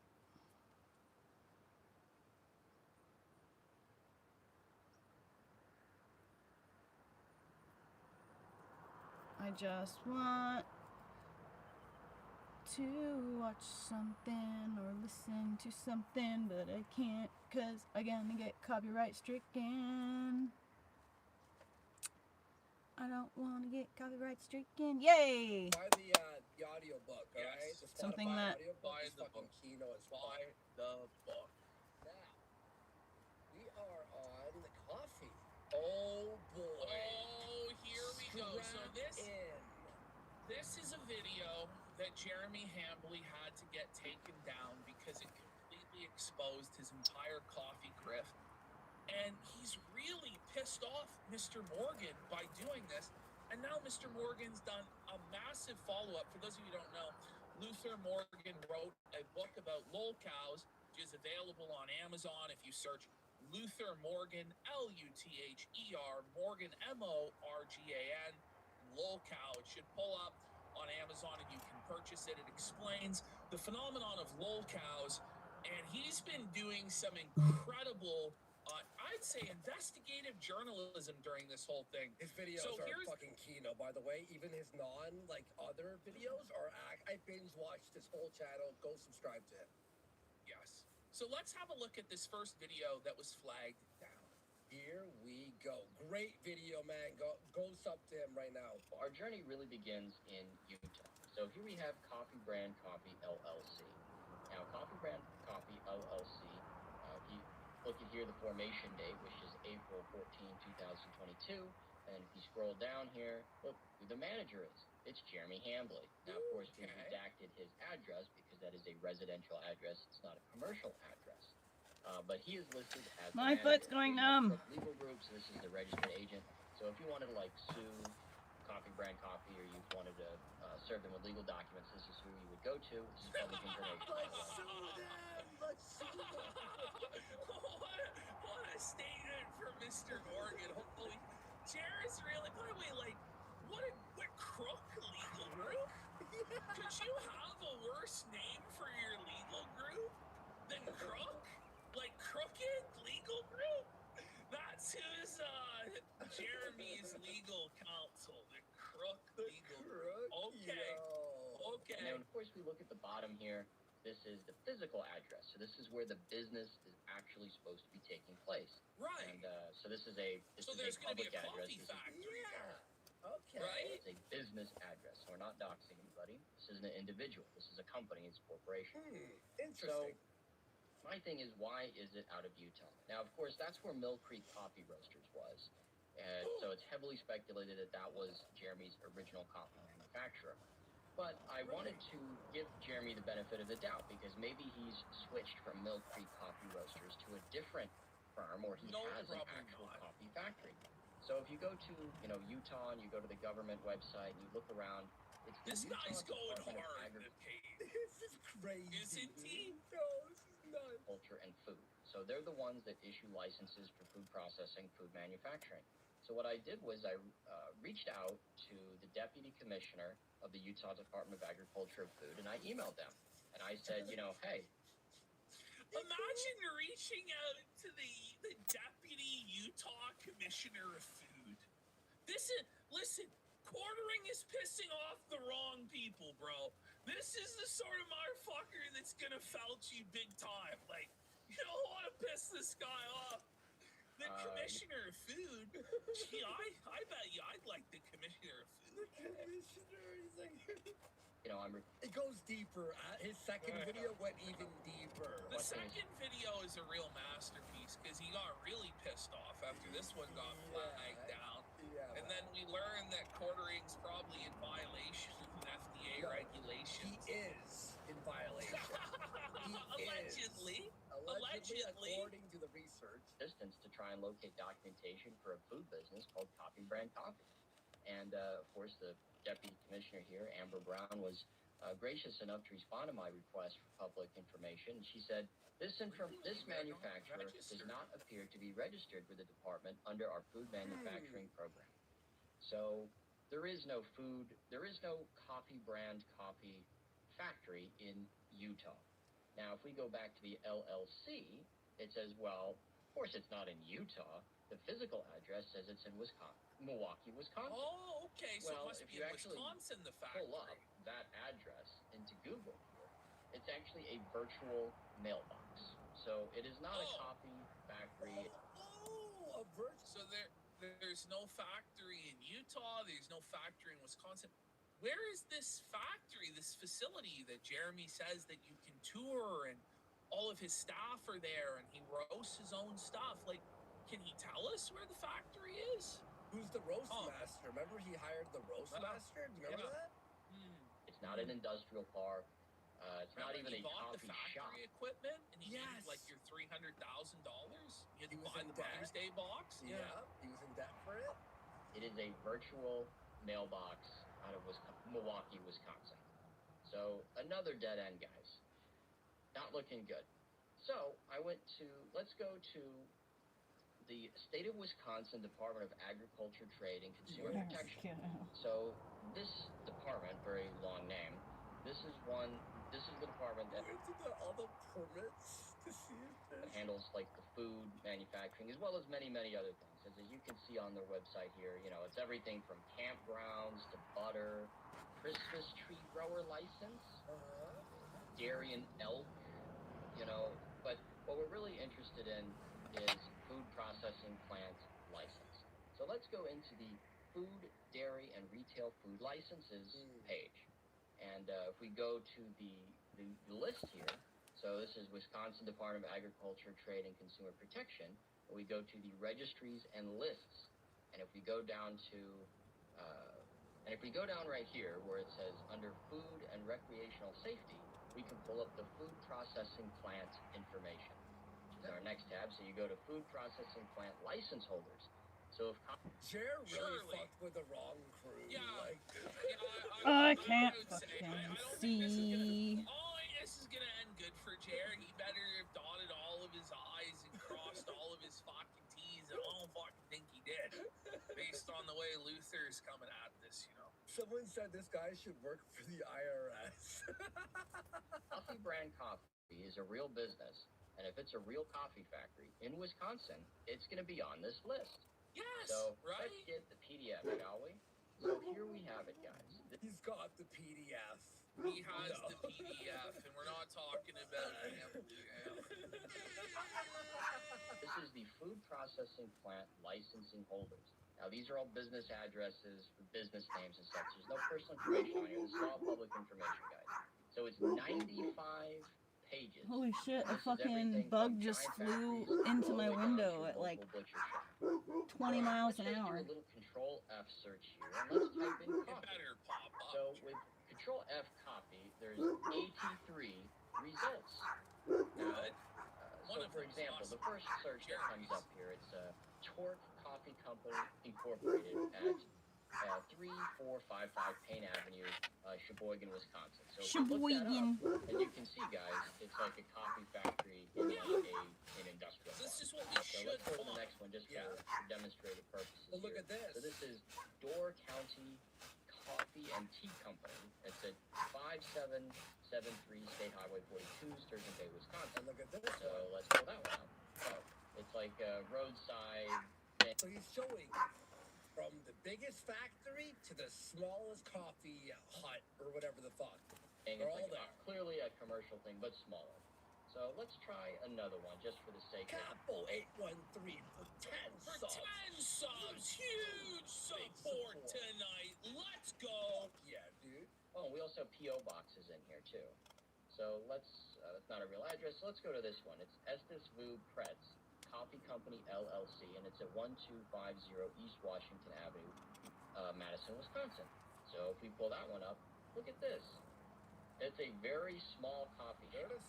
Good. So Yeah. the reason why I say this is there's everything from giant industrial firms to kind of bigger sized commercial firms, all the way down to your local coffee shop. So, you know, Jeremy can't say, oh, well, I run a small operation, it wouldn't be on there. No, it's all sizes. All sizes. Yeah, of I'm coffee, pretty sure his all right? operation, So, the billions of dollars it's brought in, would be bigger than that anyway. Yeah. Of course. We go through this whole list. It's 83 firms. If we do Control F and go coffee brand, 0 results. So there's 0 results for coffee brand. Now you say, okay, well, let's try the address. So if we go back to the Utah Surely it's gonna pull LLC, up. Oh, well, yeah. according to Coffee Brand Coffee LLC government paperwork, the physical address of the coffee factory is 1433 North Water Street, Suite 400, Milwaukee, Wisconsin. So let's go ahead and plug that address. Let's go ahead and plug that address into our search here. Oh, would you look at that? There's no food processing plant license holders at that address. Yeah, he's So, and if you search every other address, there is no coffee factory. So Wanna there's no explain coffee this one, factory in Jared? Utah. We confirmed that with a deputy He'll commissioner never address this. over in No. Utah. He'll never And then address there- this, ever. Per Wisconsin Department of Trade, If he has per a the coffee state of company Wisconsin, after all or this. No, agriculture I don't know if this is illegal or not, but it sure sounds illegal. It sure sounds like fraud to me, but you know, I'm not an expert in any of this, you know. It just seems to me like Jared's a lying sack of shit as usual, you know. food processing plant license holders list, which is very extensive and 95 pages long. Coffee Brand Coffee doesn't exist in Wisconsin. So just for a further nail in the coffin here, I emailed Coffee Brand Coffee, and I was a little bit sneaky, and I said, I'm thinking about buying some coffee. Where in the United States is it shipped from? And of course, somebody responded, and they said, our coffees are shipped from Phoenix, Arizona. Oh! And it's funny because the automated thing says it's from Angel, but then I later got a survey for how would you rate the help Maggie gave you. So this is the infamous Maggie. This is the employee that Jeremy I thought she fired. was fired. Wait a minute. Claire's been telling us for months that Maggie was fired. He had to cut back. Wait, What's what? going on? I don't even remember this part. So that you Oh, this was in October. Okay. When was she fired? Doesn't line up. I guess it was around that time. Yeah, she was fired right after October, November, right? November, yeah. C-car track. And he unceremoniously fired this woman right before Christmas. Okay, there we go. I requested two updates. I said, hello, is it roasted in Arizona as well? And then I emailed again, hello, can you tell me where the coffee is roasted? And then I received no response. Drop shipped coffee. If we go back to this video, and this is from March of 2025. In this video, Jeremy admits that he spent $300,000 on Coffee Brand Coffee. And then he put $80,000 on a credit card. Now, this $300,000 I was able to locate. So he's kind of telling the truth here. This $300,000, this was a home equity line of credit, so basically a second mortgage. Did he take out a fucking He put a credit? second mortgage on his home? For $300,000? He's done. What? No, he's done. That's a real sign that this guy is actually in mountains of fucking debt, and that he's fucking over leveraged. In my opinion. Are you kidding me, man? No, that's actually dangerous. On his house. So he put out a second. And his YouTube's done now, too? And now the Rumble contract's done? Like, what's he gonna do? It's over. A mortgage on his house, effectively, for Coffee Brand Coffee, in February of 2025. So in March of 2025, this is where he publicly revealed. He has to make a payment here for $8,000 a month. Hey, editing Luther here. It's actually $10,300 a month mortgage, approximately. Because it's about $8,300. That was the construction loan for the property, and then the home equity line of credit was another approximately $2,000 a month. The other thing is that Hambly got his house with an adjustable rate mortgage, so we don't exactly know the mortgage rate. So the average mortgage rate is how I calculated that. You see that? Oh, Monthly payment, when you consolidate all of it together, $8,329 a month. Gee, I wonder why this got flagged down. Oh my god. So this dude. guy's expenses are through the fucking roof. It's over. It's over. That he's $300,000 in debt. That's And he also said 7% that interest? Oh no. No wonder he was begging and selling his Neo Geo collection. Okay, but he doesn't have a factory, but it's not drop shipped either, Luther's saying. So I'm wondering, what is Luther's conclusion here? Let's find out. Okay. put $80,000 down on a credit card. Now, $80,000 on a credit card is really high. So what I did was, again with Wisconsin Public Records, I went to the UCC lien website in Wisconsin, and I typed in Jeremy. No, dude, this is like the wrong crew, like everyone on our side is just fucking brutally pelting him. And Luther Morgan, God bless this man. And by the way, all his other videos are fucking hilarious. This is what they call weaponized autism. Yes. This video on Sticks, his new one's really funny too. And also Coffee Brand Coffee LLC. There's no commercial loans around that time. So he's probably correct when he says that he put it down on a credit card. Right. It's just insane to me that Mr. Hambly, Jeremy Hambly, the quarter pounder, the ham planet, he would go $380,000 in debt over Coffee Brand Coffee, but that's just how he operates as a businessman. And I think that we've adequately demonstrated using public search tools that there is no coffee factory in Utah or in his home state of Wisconsin where he lives, where he operates his business from, according to the business records. So I would say to Jeremy Hambly and to Coffee Brand Coffee, tell me the name of the coffee company. Send me Yes. an email with the food processing plant license or the food manufacturing license, and then we can put this all to bed, where your coffee factory actually is. Okay. It gets worse. So that was the first video, but it got infinitely worse when Hambly struck this video down, and then part 2 came out. Because now Luther was out for blood. Luther was gonna curb stomp old Hambly. So and he does. Let's have a look here. Hey guys, Luther Morgan here, coming at you with another video about Coffee Brand Coffee and the ongoing investigation as we answer The ongoing investigation. Like, he will never Continues. stop. He will never The stop. ongoing investigation that never ends. No, the Let's previous... get answers. Jeremy, just give us the answers about this stuff. This is why I wanted like an actual financial audit with Caleb Hammer and all of these documents turned over, because until we get that stuff, it's all a mystery as to what the fuck is actually going on. It is.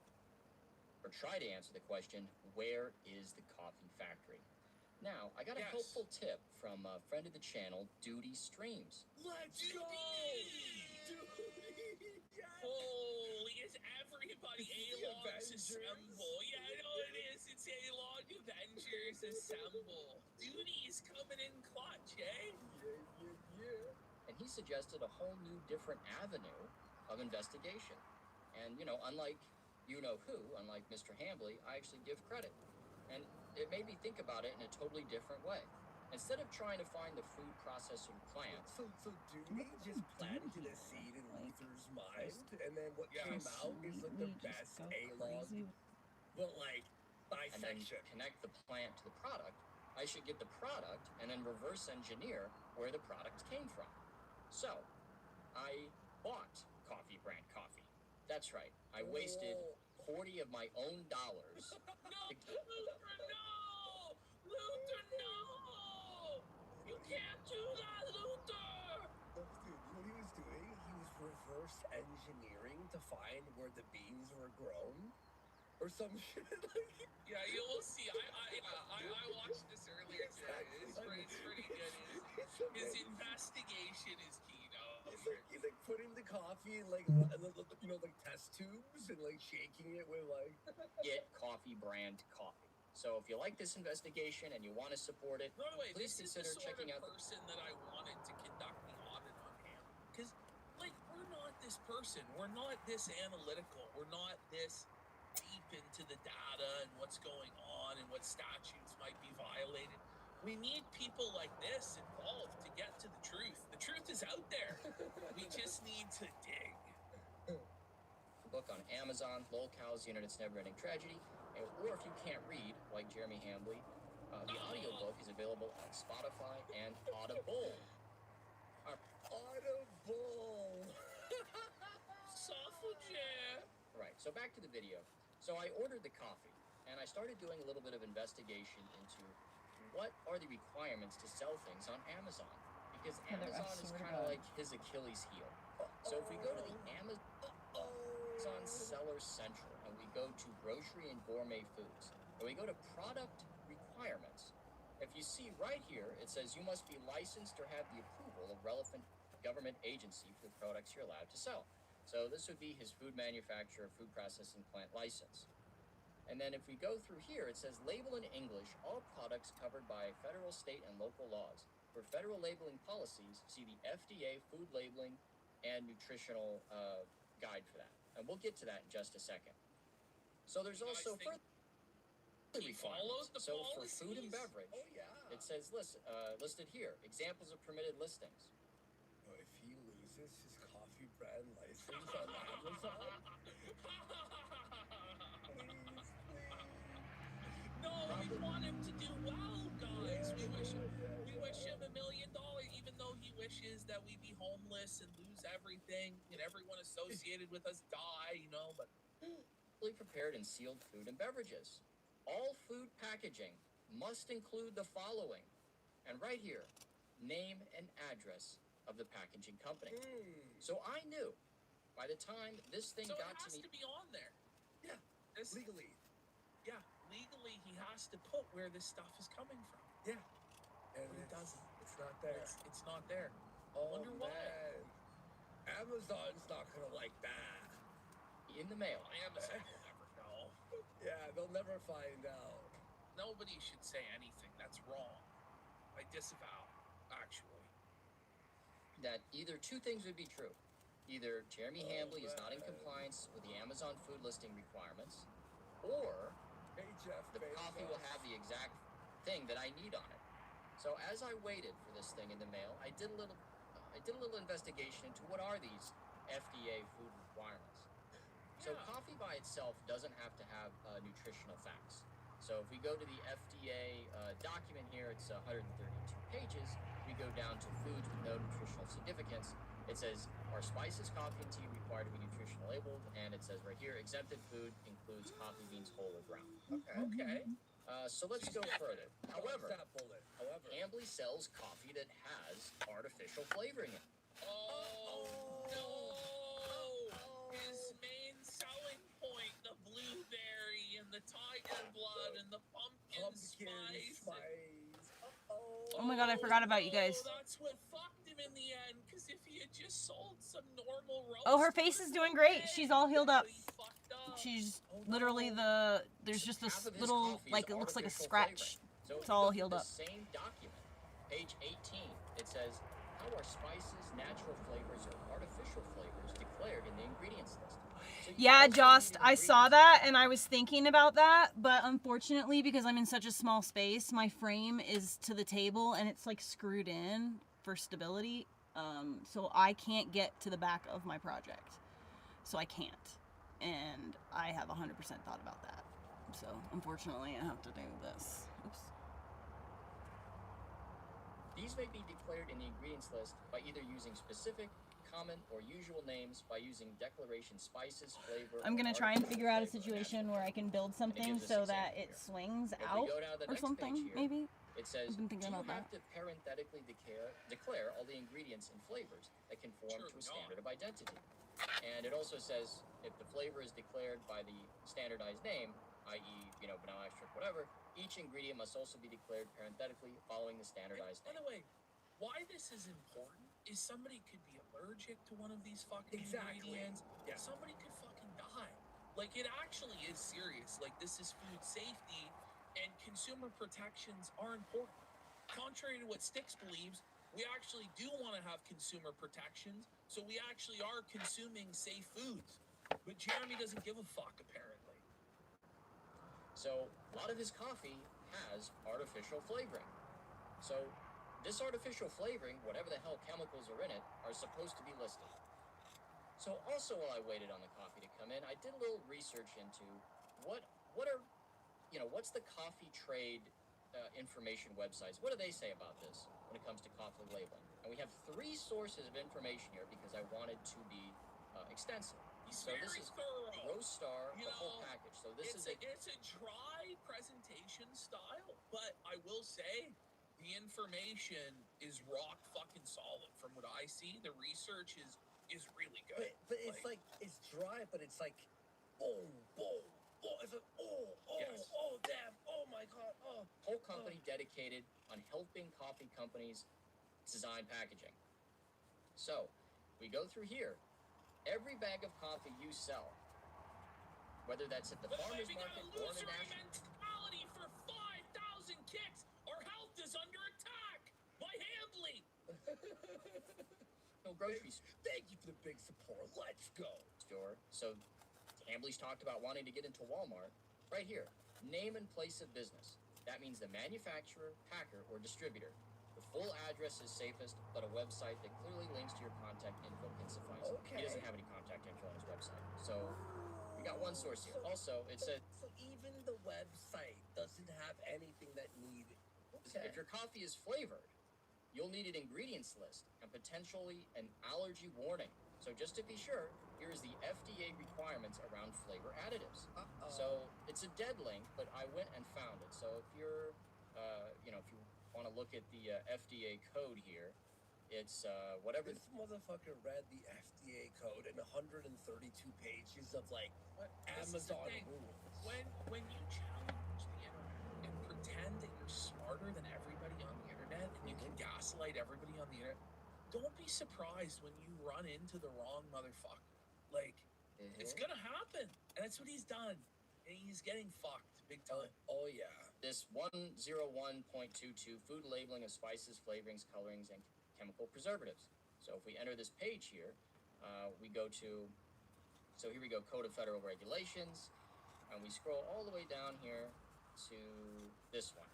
A statement of artificial flavoring, artificial coloring, or chemical preservative shall be placed on the food or in its container or wrapper, or any two or all three of these may be necessary.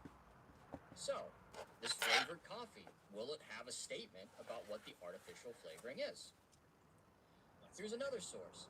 What do coffee labels need to meet government regulations? So this is from CTM Labeling Systems, another company just dedicated to designing coffee packaging. So if we go right here, so IP, this is the information panel. The IP requires an ingredients list and contact information for the producer or distributor.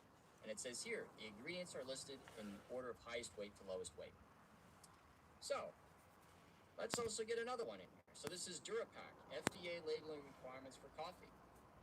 What do I need in the nutritional facts panel?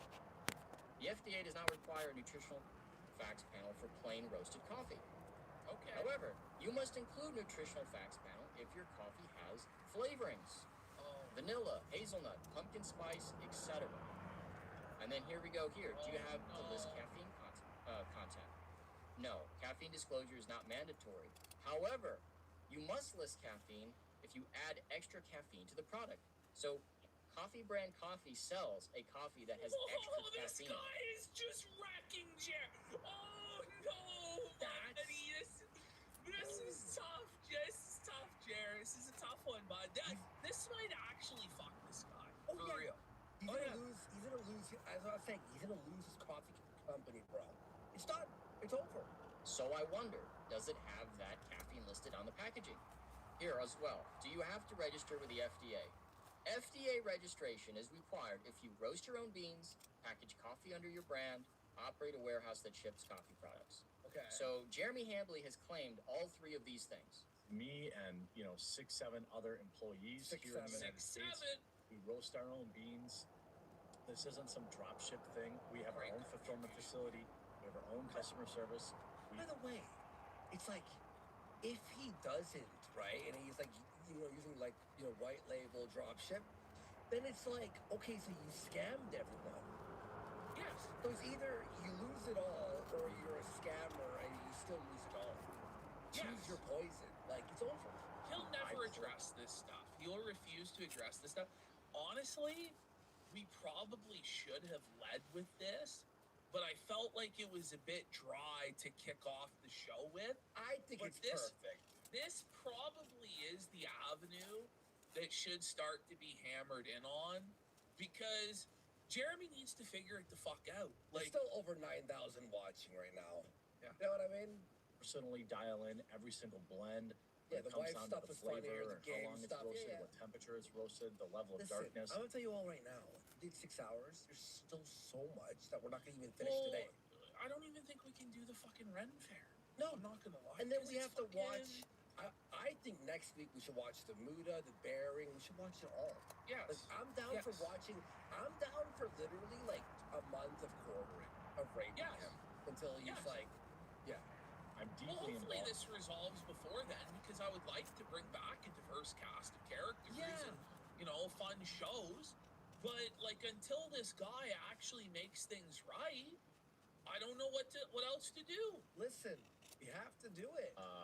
We're gonna get to Ralph Pat tonight. the NES punk like supported us, and by the way, Pat the NES punk's like co-host was trying to be like, don't make the casinos the good guys, and you know what?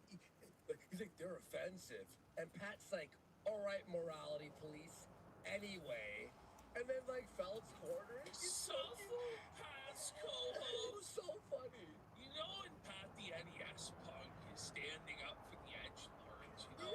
Jer fucked it up big time. Tucker Carlson was spotted by the way, on the coffee, we roast our own beans. We're not some there it is. weirdo dropship organization like Okay. Literally all my competitors. Obviously, he used a Geralizer for this to find the roasting the beans. Yes. Yes. The Geralizer rules, by the It's on way. YouTube. So, give us a try. Many of you know I run a coffee company. I'm not some dropship company. We roast our own beans. We hand our own He's fulfillment. really We have our own making employees. sure We have our own to roasting stuff. double check We have everything, double What is one of verify the most everything. popular items? So does he have FDA registration? Now, unfortunately, the FDA doesn't have a database, so I couldn't look that up. I know, you would think it would exist. So anyway, all right, so packaging rules for small coffee businesses. Even at a small scale, your coffee packaging must include basic label information. Boom, right here, your name and address. Your name and address, guys. Now you may be thinking, oh, well, Luther, what if Hambly applied for the FDA U.S. Food and Drug Administration Small Business Nutritional Labeling Exemption? Okay. Well, he's never None of raised us this were as a thinking defense. that, but thank God we So, know this and if guy. this is true, that he has a small business nutritional labeling exemption, show me the paperwork, Hambly. So, Show me the paperwork, Show Hambly. us the fucking paperwork. Show Luther the paperwork. Show Luther the paperwork. No wonder he didn't want to go on an auditor show. Because all of the bullshit, like, it just gets absolutely destroyed when you bring in people like this that are this analytical and this focused. Like, Jerry's in serious trouble. Like, I don't think he understands even yet what the fuck he's done. He just doesn't get it. He thinks it's all gonna go away by next week. He has It's no not. idea. His channel is done. Coffee companies being exposed. Everyone hates him. He only has Ricada. That's a tough place to be. this is what coffee is supposed to look like. So this I is tried watching the Ricada responses. I got a minute in and I was bored. I fell asleep. I'm like, I can't. This is great. I honestly, I can't watch anything with Ricada anymore. Like, I'm just done. Yeah, it's like, sorry. So bored. just some coffee that I had in the cupboard, and right there it says the ingredients list, coffee, and then it says proudly distributed should by the name of the company, and then the city, state, and the zip code where it is. That way you can find it. So you guys tell me what you think. Once the coffee arrived, was it not compliant with the food safety regulations, or did it have the exact information that we needed? Well, everyone who said that he was non-compliant with the food regulations, you're Like, correct. at The minimum, information regarding Jeremy's the gonna coffee have to factory get is new packaging for all of his fucking shit and actually list where this shit is. Like, at minimum. Like, it's not gonna be easy. But it's all exposed, bro. It's done. Do the Amazon packaging places have his coffee already? We'll have They to do. ship it back to him, and Yeah. he has to open each one and pour it into the. He's not compliant. It's gonna be fucking expensive. I don't know. Was it worth costing Flake $10,000 a month, Jer? So I bet you this is gonna cost you a similar amount. You'll have to do a third mortgage in your house. I don't know. I don't want you to lose any money, honestly. Of course I don't. I hope you're very successful. I wish you $1 million, Ham. I do. I wish him. He said that to us. He wished us so much money, and I wish him the same. I know, yeah. So I purchased this. It's spiked jack-o'-lantern coffee, mainly because I thought it could be expired because it's clearly Halloween themed. Yo, he bought the Halloween. He bought the pumpkin because he thought it would be expired. And there is absolutely no information. There's no coffee factory information. There is no ingredients list. I think There's no it is. Okay, fair enough. Okay. nutritional facts. It's totally non-compliant. Totally non-compliant. Now you say, what about the K-cups, Luther? Well, those are totally non-compliant too. Look at this box. It's non-compliant. No, but imagine you receive a box fucking thrown down a fucking 10-story apartment building. What the fuck is this? Now, they don't need nutritional facts because it's just regular coffee. Where's he storing this shit? An attic? There's no information about the packaging or the factory that it came out of. So, again, with the non-compliance. So this is more than just about memes. This is more than just about grifting. This is more than just about YouTube drama. This is about food safety. Wait, what? Question mark?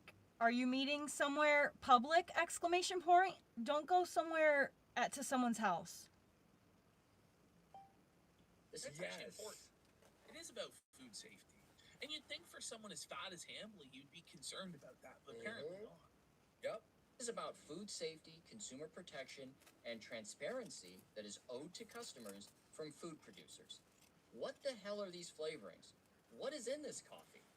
If Jerry just had moved on from the bowl segment we posted, that none of this would have happened. Well, it might have been Adam Sellers' fault. I don't know. I think it may have been Adam Sellers that caused this downfall. But Jared, for whatever reason, won't just throw Mr. Sellers under the bus. And I gotta wonder why that is. It was Jerry. You know what? I have a theory. What if Adam Sellers is the YouTube manager? You know what I mean? Or maybe he's got the connection to somebody at Google because he's a very wealthy man. Yeah, that's what I was thinking. How do you get coffee beans to be flavored like blueberry? How do you get coffee beans to be flavored like pumpkin whatever? What's the ingredients? Why won't you share it? Why won't you tell us where the coffee factory is? Why won't you show an FDA certification or your local state food regulations? Because I've tried to look in both Utah and Wisconsin. We already covered that. I wasn't able to find a food manufacturing facility. Why don't you want to share this information? Because what if someone has a food allergy? What if there's contamination at the plant and you need to do a recall? How are you going to do that if there's no information? I mean, people could get hurt. People could get sick. He's trying to kill people, allegedly, in our opinion. Like, this is He's more very than... negligent, in my opinion. But it seems very negligent. And it seems like if this is a serious company that he says is going to be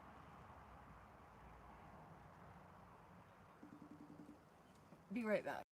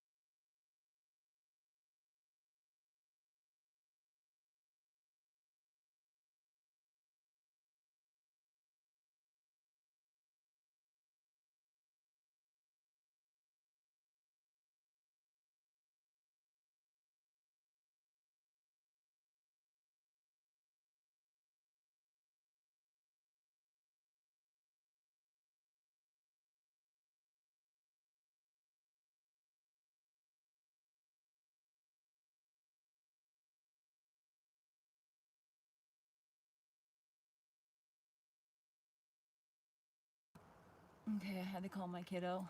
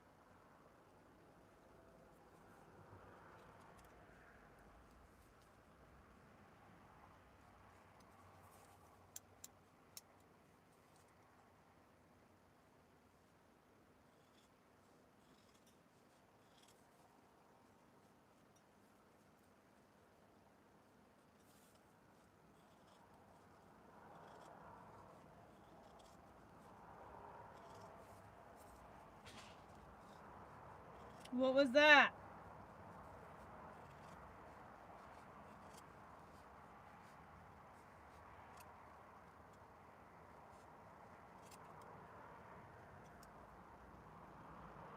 My dog just did something, knocked something down.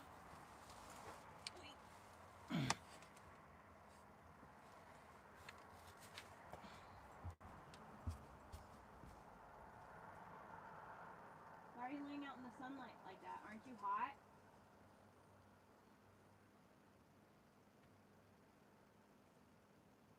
You're gonna get a tick on you.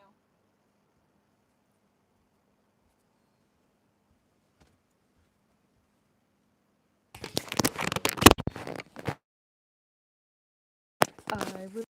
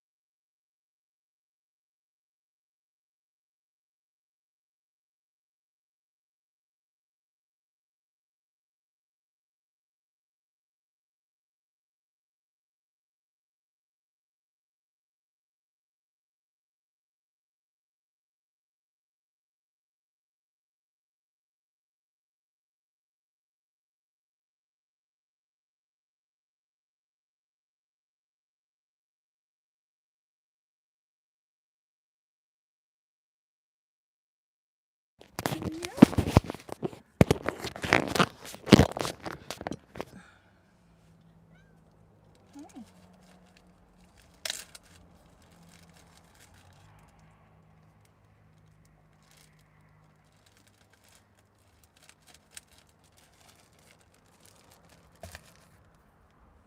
you doing? You want hugs? Come here.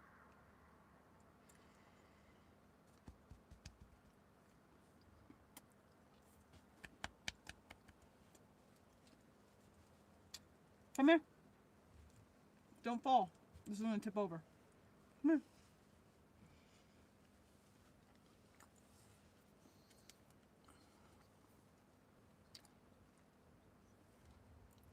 I love you.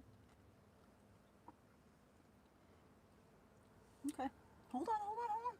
Hold on. Okay. What do you want? I'm gonna show you her boo-boo.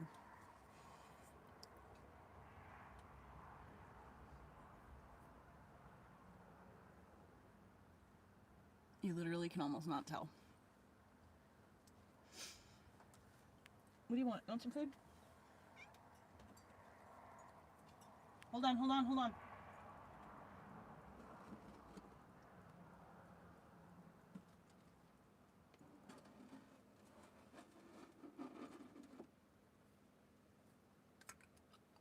Of course, I put the damn hot candle thing right next to where I feed her. Dude, she's obsessed with this food. It's Fussy Cat brand tuna in gravy. She's obsessed. She ate $20 worth of cat food in 3 days.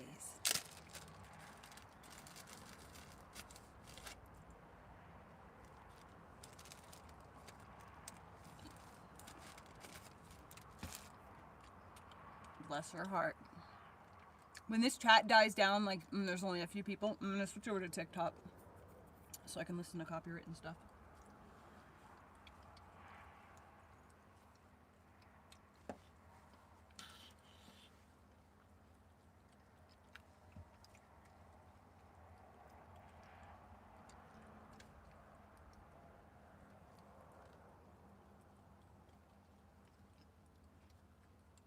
In Walmart by the end of the year. And he's been doing this. The door's open! for Come 4 inside! years now. There's no excuse Come. for it to be non-compliant.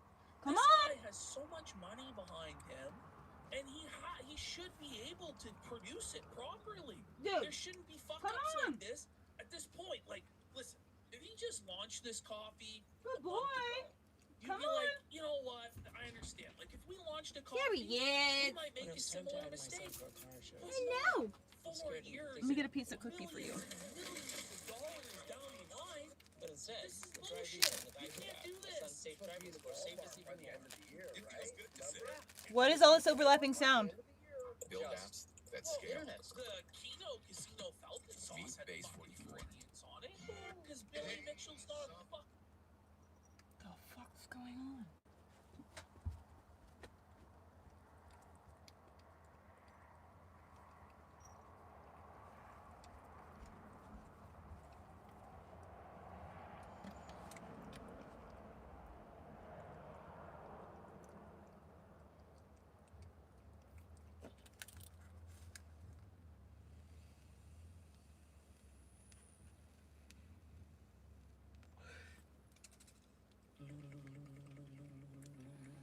Whoop, whoop. There it is. What's going on? Good merry morning to everybody, okay? Bro, my hair is like fucking spidery. It's like spider silk. You can kind of see the texture of my hair here. How like fine. That's what's going to be going on. That's a strand of my hair. As you can It's see right invisible on on the its own. You But saw there it is. what I just had. Some But of you, anyways, for so those of you because it's so like spider silk, it knots a lot. It tangles up really easy. These like fairy knots, which is like where one hair tangles with another one hair, and there's no way to undo that knot. Like it just gets broken. So my hair gets fairy knots all in it, and that's why I have dreadlocks, because my hair just would tangle up so bad that it was impossible to brush, and I could never have long hair because my hair would get broken from brushing it and just trying to have long hair that didn't look like shit. A weed keyboard? Oh, I guess that might be why she did the colors in that color. I don't know. She picked the colors. But yeah, anyways, onward and upward. My hair, I need to do my henna. So the henna that I use actually strengthens and fortifies each individual strand of hair, and it helps my hair not to break. So I need to, my hair, you can literally, like, if you look at it just right, when the roots are low, you can see right through my hair. Like, you can see the shape of my head because my hair is so fucking clear naturally. But anyway, I need to do the henna is what I'm getting at, so that the hair is like thicker and stronger when I do the henna versus when it's just my blonde spider silk. Okay.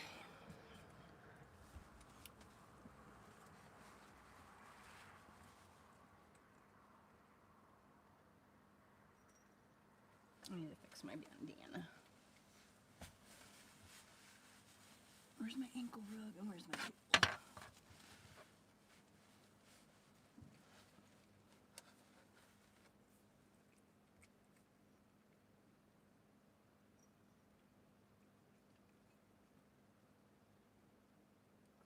Not on X, and you're for sure not on Truth Social, because how many people are on Truth Social?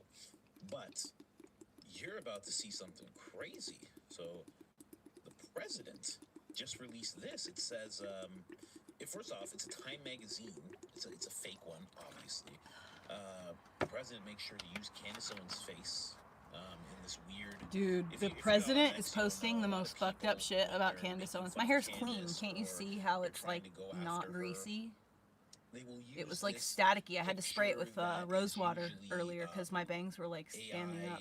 It's not.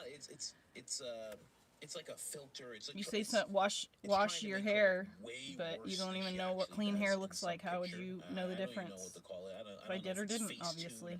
But it's heavily doctored, we'll say. And it's always the picture people use. People who don't like her, if they're going to use a picture of her, they'll use this type of picture because they want to just paint her in the worst possible light. And the president used this, and it says here in his caption, Candace Owens' stock was never, which was never very high, has fallen a long way. Her attack on the First Lady of France is despicable. I believe in this case. Without verification, she is an extremely low IQ individual. So, there's that. That's what he had to say about this. At first, when I saw this from other accounts, I was like, well, this is probably not even real, because people on X do that all the time.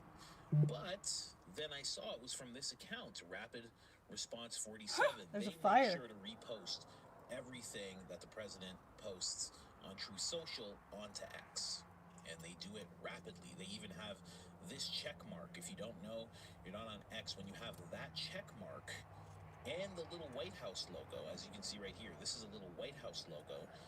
That's when you know something's legit, and it's actually a government entity. So right away, I was like, oh wow, this is actually real. You know, somebody even said here, they're like, holy crap, it's real. Damn, Donald, yikes. Right? Somebody else says, Candace, the president attacks Candace on True Social, right? He just reads out the whole thing here. So a lot of people have seen it. Wild picture to use. Then I saw Diligent Dennison posted this. You know, same thing. He's just highlighting what everybody has seen.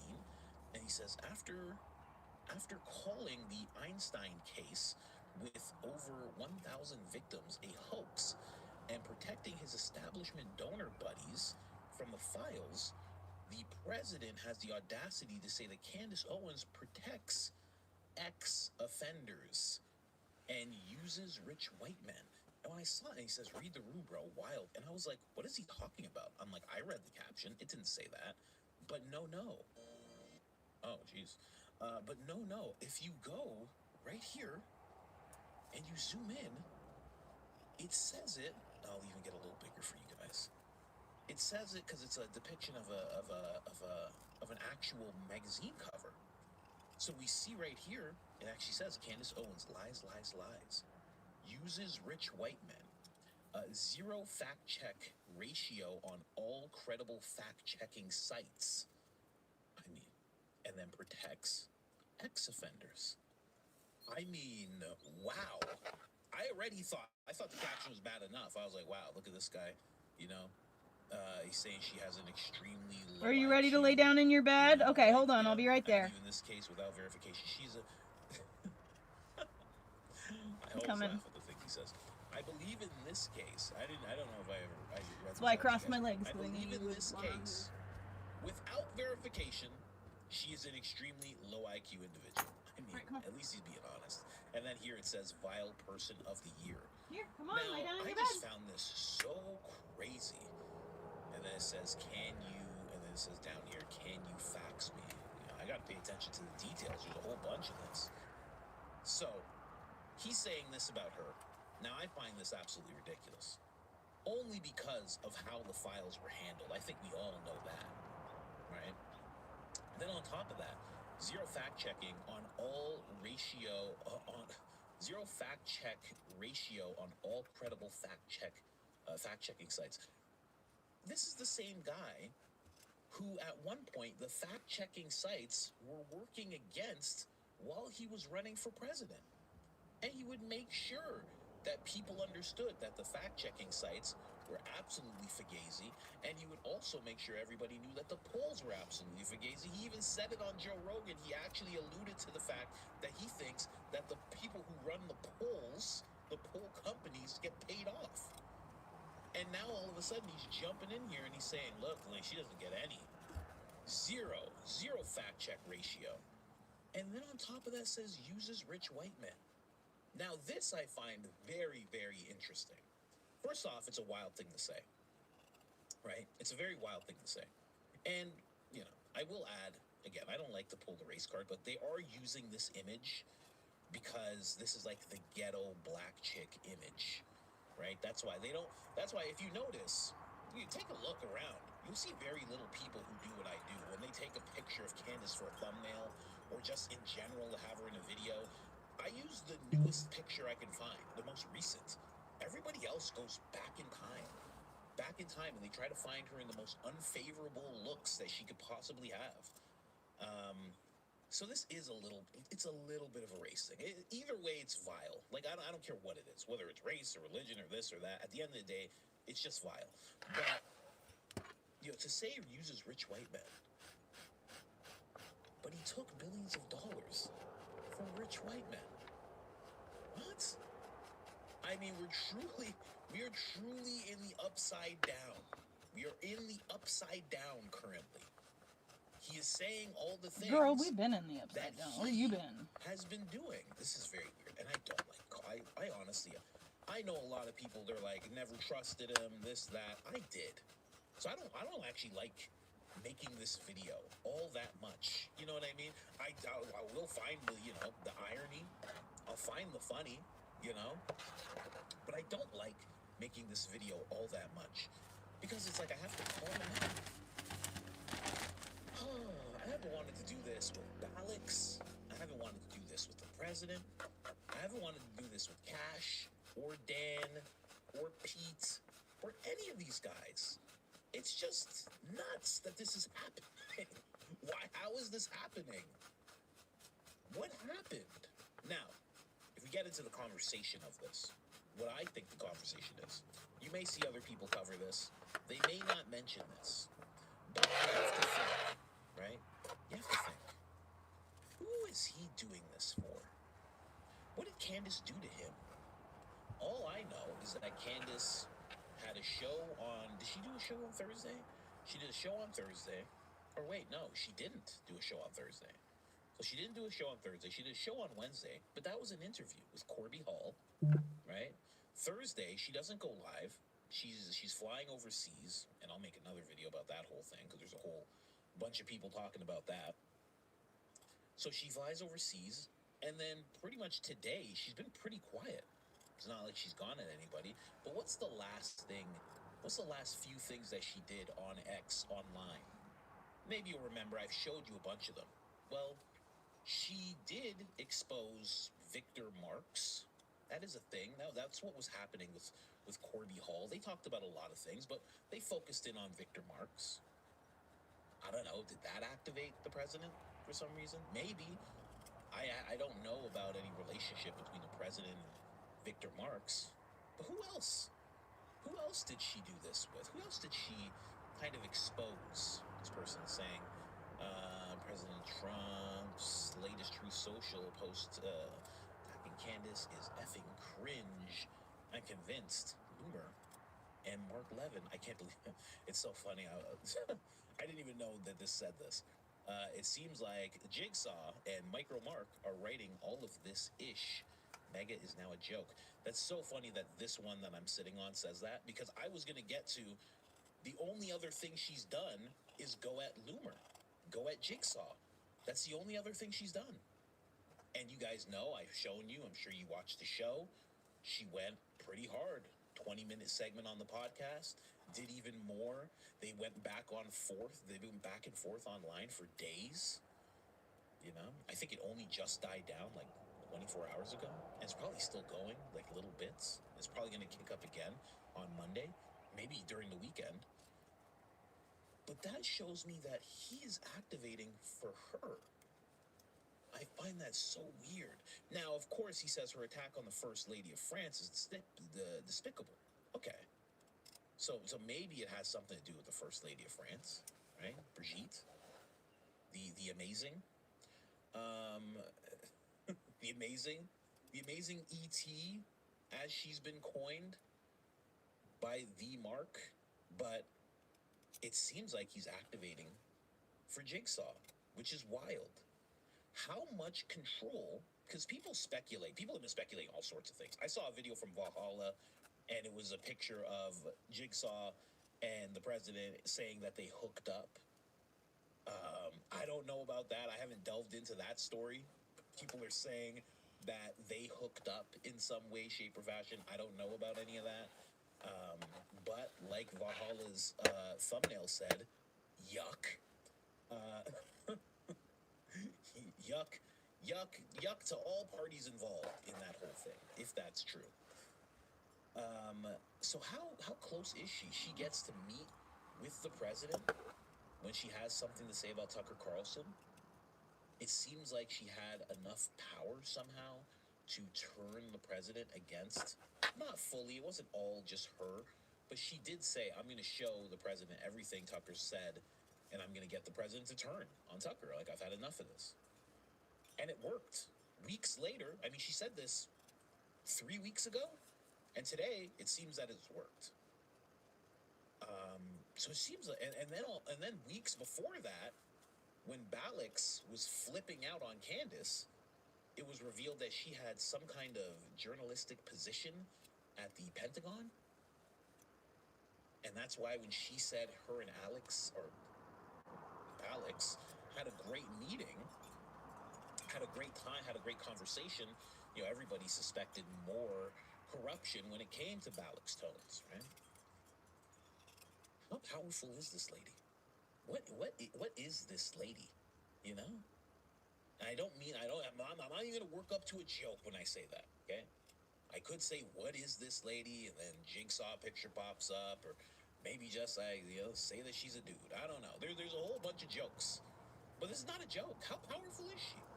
How did she do this? How did she accomplish this? Because this is all that makes sense to me.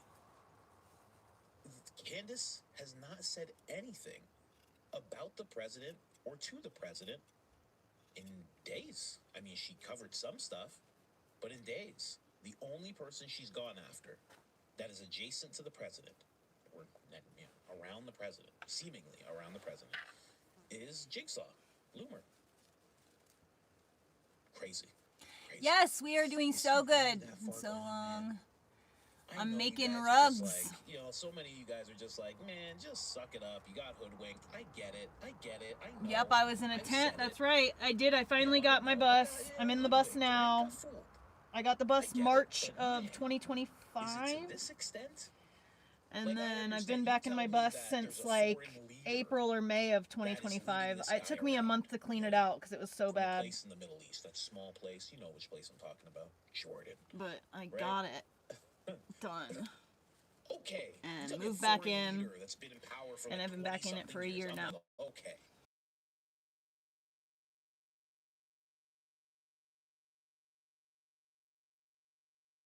On speaker.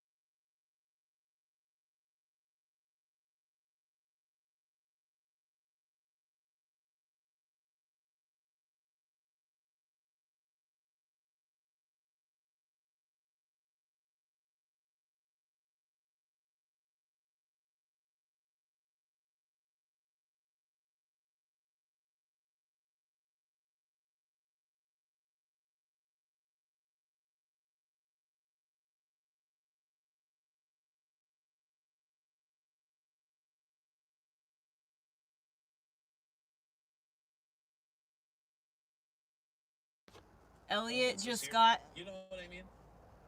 Fine. But you tell me that Elliot just went to meet a little old lady and he bought some Coca-Cola memorabilia.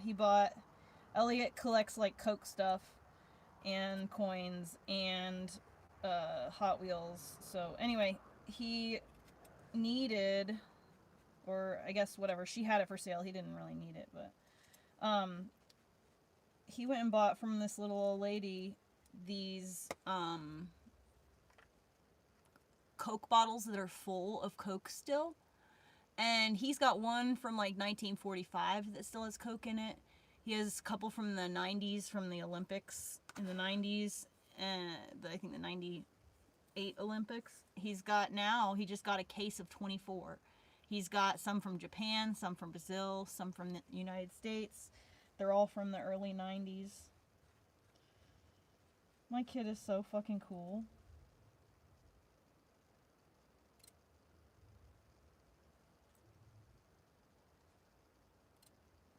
Literally the luckiest mom in the entire freaking world. I'm great. I'm super good. Very happy. Thriving. Well, thriving internally. I would really like to have my amenities, but it's okay. I'm patient. I know God's got something cooking for me. And I just gotta wait for that to come to fruition.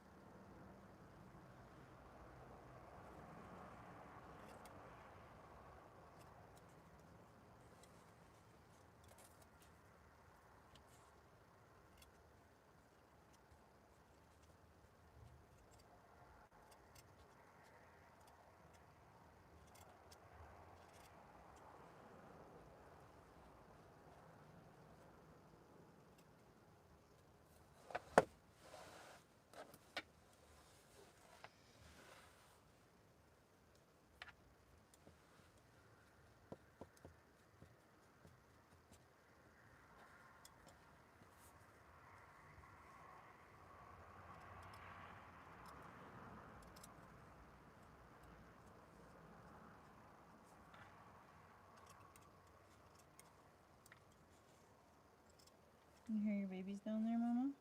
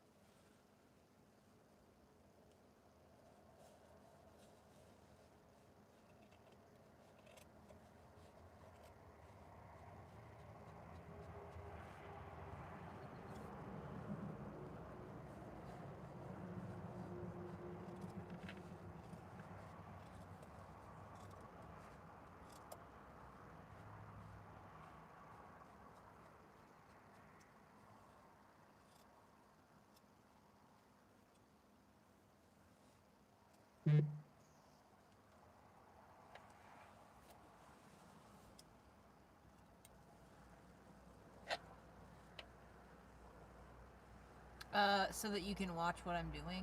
That's why. Why do you need my attention so desperately?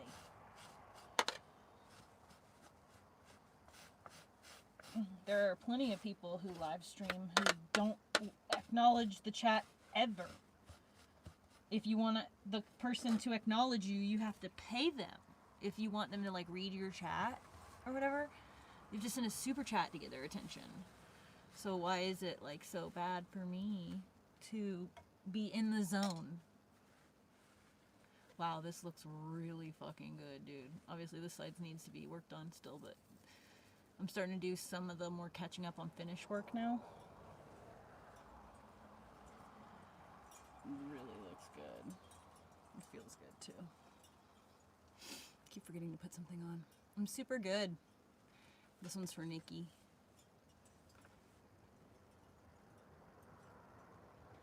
Our sweet girl.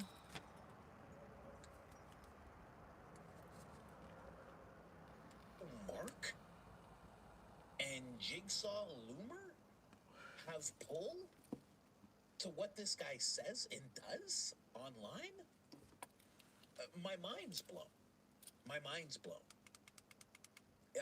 Maybe it's just me. Maybe it's just me. But my mind's blown at that. I don't understand.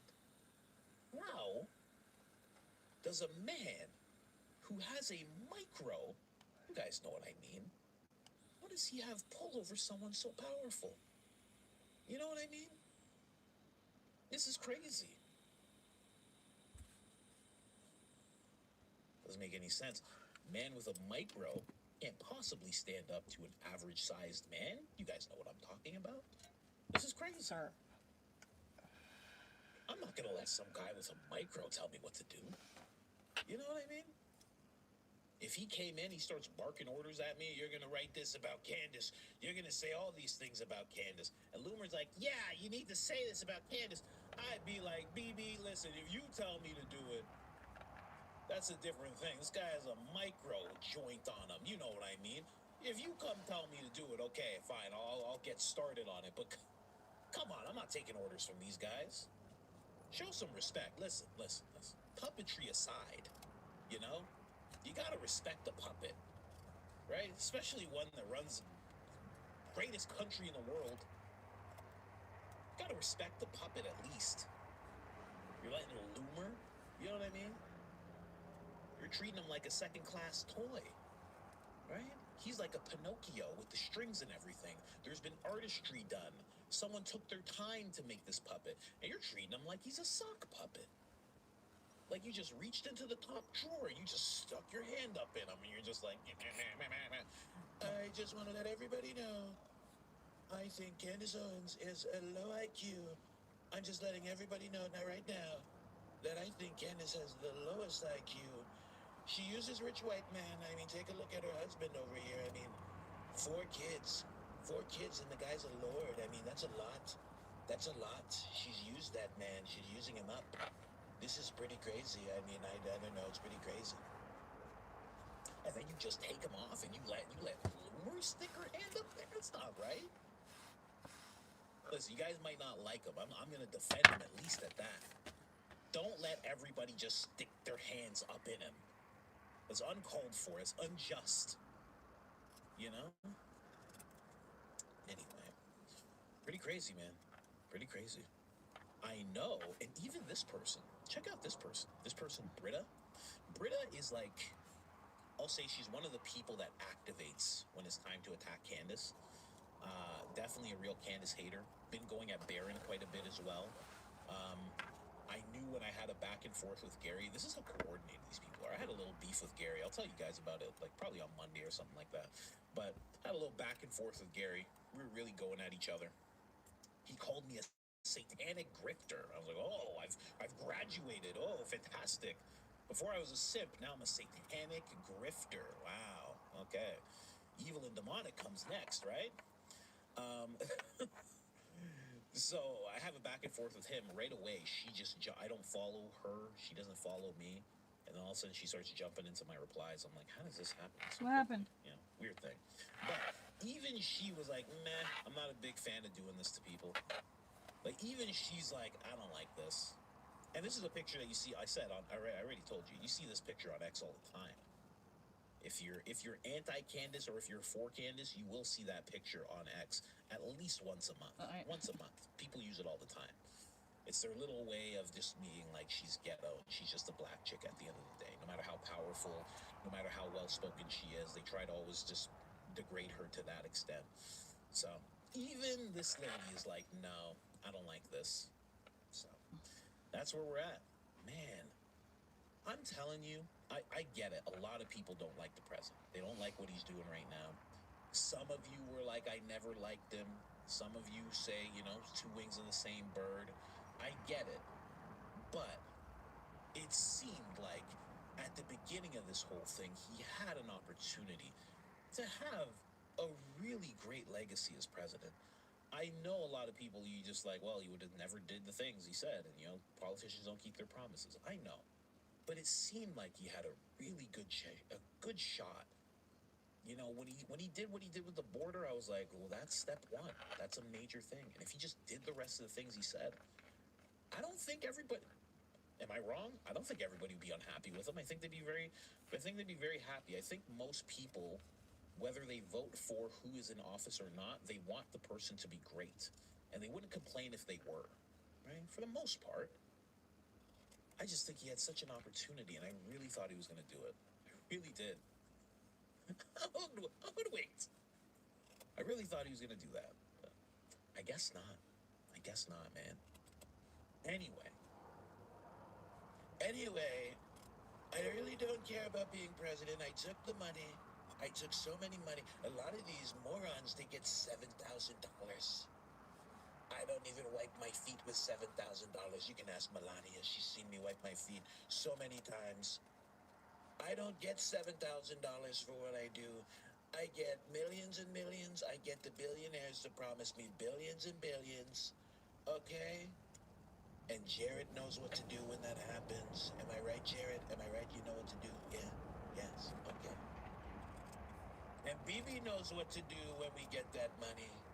Shout out to Marion Adelson. Shout out to you, lady. Shout out to Larry Okay, you're Ellison. taking it too far. It was funny for like 4 seconds. That's a lot of dollars. That's a lot of jobs. Or it could just be a lot of money for me. Just till next week. Are you still doing it? That people do that. They do that. They just go, oh man, there it is. Check this out. This is weird. Check this is pretty weird. I don't know. I don't even like. See, this is where we're at. I don't even like the guy who posts this. I used to like look at him and be like, ugh, I don't like anything this guy puts up. But now I agree with him on this for sure. I'm in a fight. I need your help. I hate to say this, but I've been outraged twice by Democrats. Please go to lindseygraham.com and help me if you can. I've been with President Trump at every step. I was chairman of the Judiciary Committee when we did Kavanaugh. You remember that? I've been there with him. I think he's been a great president. He makes us safer. He makes us more prosperous. The Democrats have money. I don't know where they're getting all this money, but I need your help. Lindsey Graham. They have all this money. I don't know where they're getting this money. I mean, I know. I want to figure it out so bad. I mean, I don't know what I have to do with who I have to do it with. But if I find out, I want some of this money. I wish somebody would talk about the ladybug story and Lindsey Graham. Just liquids. And I don't have as much money as they do. I mean, I really asked the Democrats. I came to them sincerely. I said, you seem to be ripping people off with God, USAID. why is he doing this? I can't. Well, Okay, wait. USAID. I forgot I put something else in the queue. Something with Lindsey Graham and USAID. Get me out of here. I never made this. Would you like my review? This is terrible. You don't write stories again. You suck at it. Don't worry, I won't. The Terminator franchise is a fascinating car crash. It's a perfect case study in how Hollywood, that glorious soulless factory of focus grouped dreams, reacts to success. This could really come in useful. We were blessed with one perfect original, one definitive, heartbreaking, molten steel-infused sequel, One ending so absolute it should have been legally protected by a restraining order. And then, because we live in a world where quarterly earnings reports speak louder than artistic integrity, we got decades of sequels desperately trying to lobotomize that ending. It's almost poetic, isn't it? A franchise about a machine that won't stop until you're dead, turned into a franchise that won't stop until your childhood nostalgia is dead. No, God!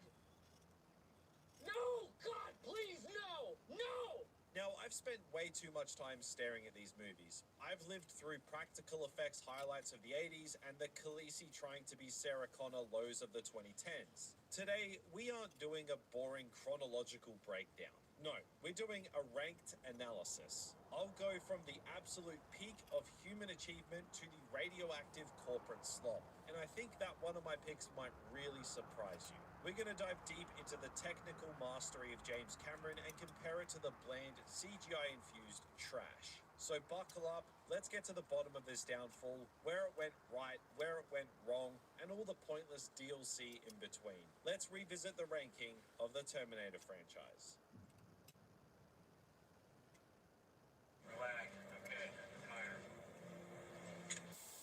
If you want to understand why every subsequent Terminator movie feels like a hollowed-out husk of a cinematic dream, you have to look at Terminator 2: Judgment Day. It is the Mona Lisa of action cinema. It is the peak, the standard, the gold bar against which all other blockbusters are measured and found wanting. But T2 is also the franchise's biggest problem. It's so good, so definitive, and so final that it effectively salted the earth behind it.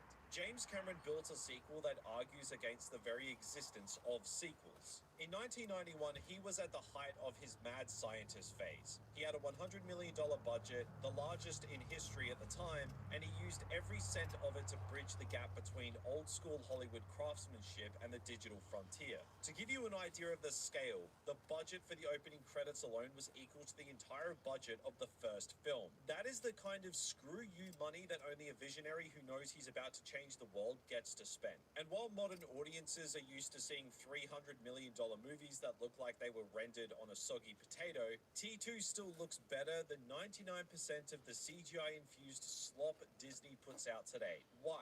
Because Cameron understood the balance. So did Stan Winston too. In today's industry, a machine is just a bunch of weightless pixels dancing across a green screen. But in T2, Skynet's foot soldiers had weight. They had presence. Winston's team built full-scale animatronic endoskeletons. They built rigs that sat on the shoulders of puppeteers to give the T-800 that heavy mechanical, I'm going to crush your skull gait. When you see the T-800 repairing its arm or removing its scalp to get to the chip, you're looking at a physical object interacting with real light. Winston's imperfect movement is exactly what makes it terrifying. Modern CGI is too smooth. It lacks the jitter, the friction, the mechanical struggle of a machine trying to mimic biology. And while T2 is credited with the CGI revolution, people forget there are only about 40 computer-generated shots in the entire film. Everything else was practical. The T-1000's head splitting open, a mechanical model, the frozen T-1000 shattering, practical. Even the liquid metal splashes were often handcrafted squibs. It's that tangible, sweaty reality that makes the action feel dangerous. When a truck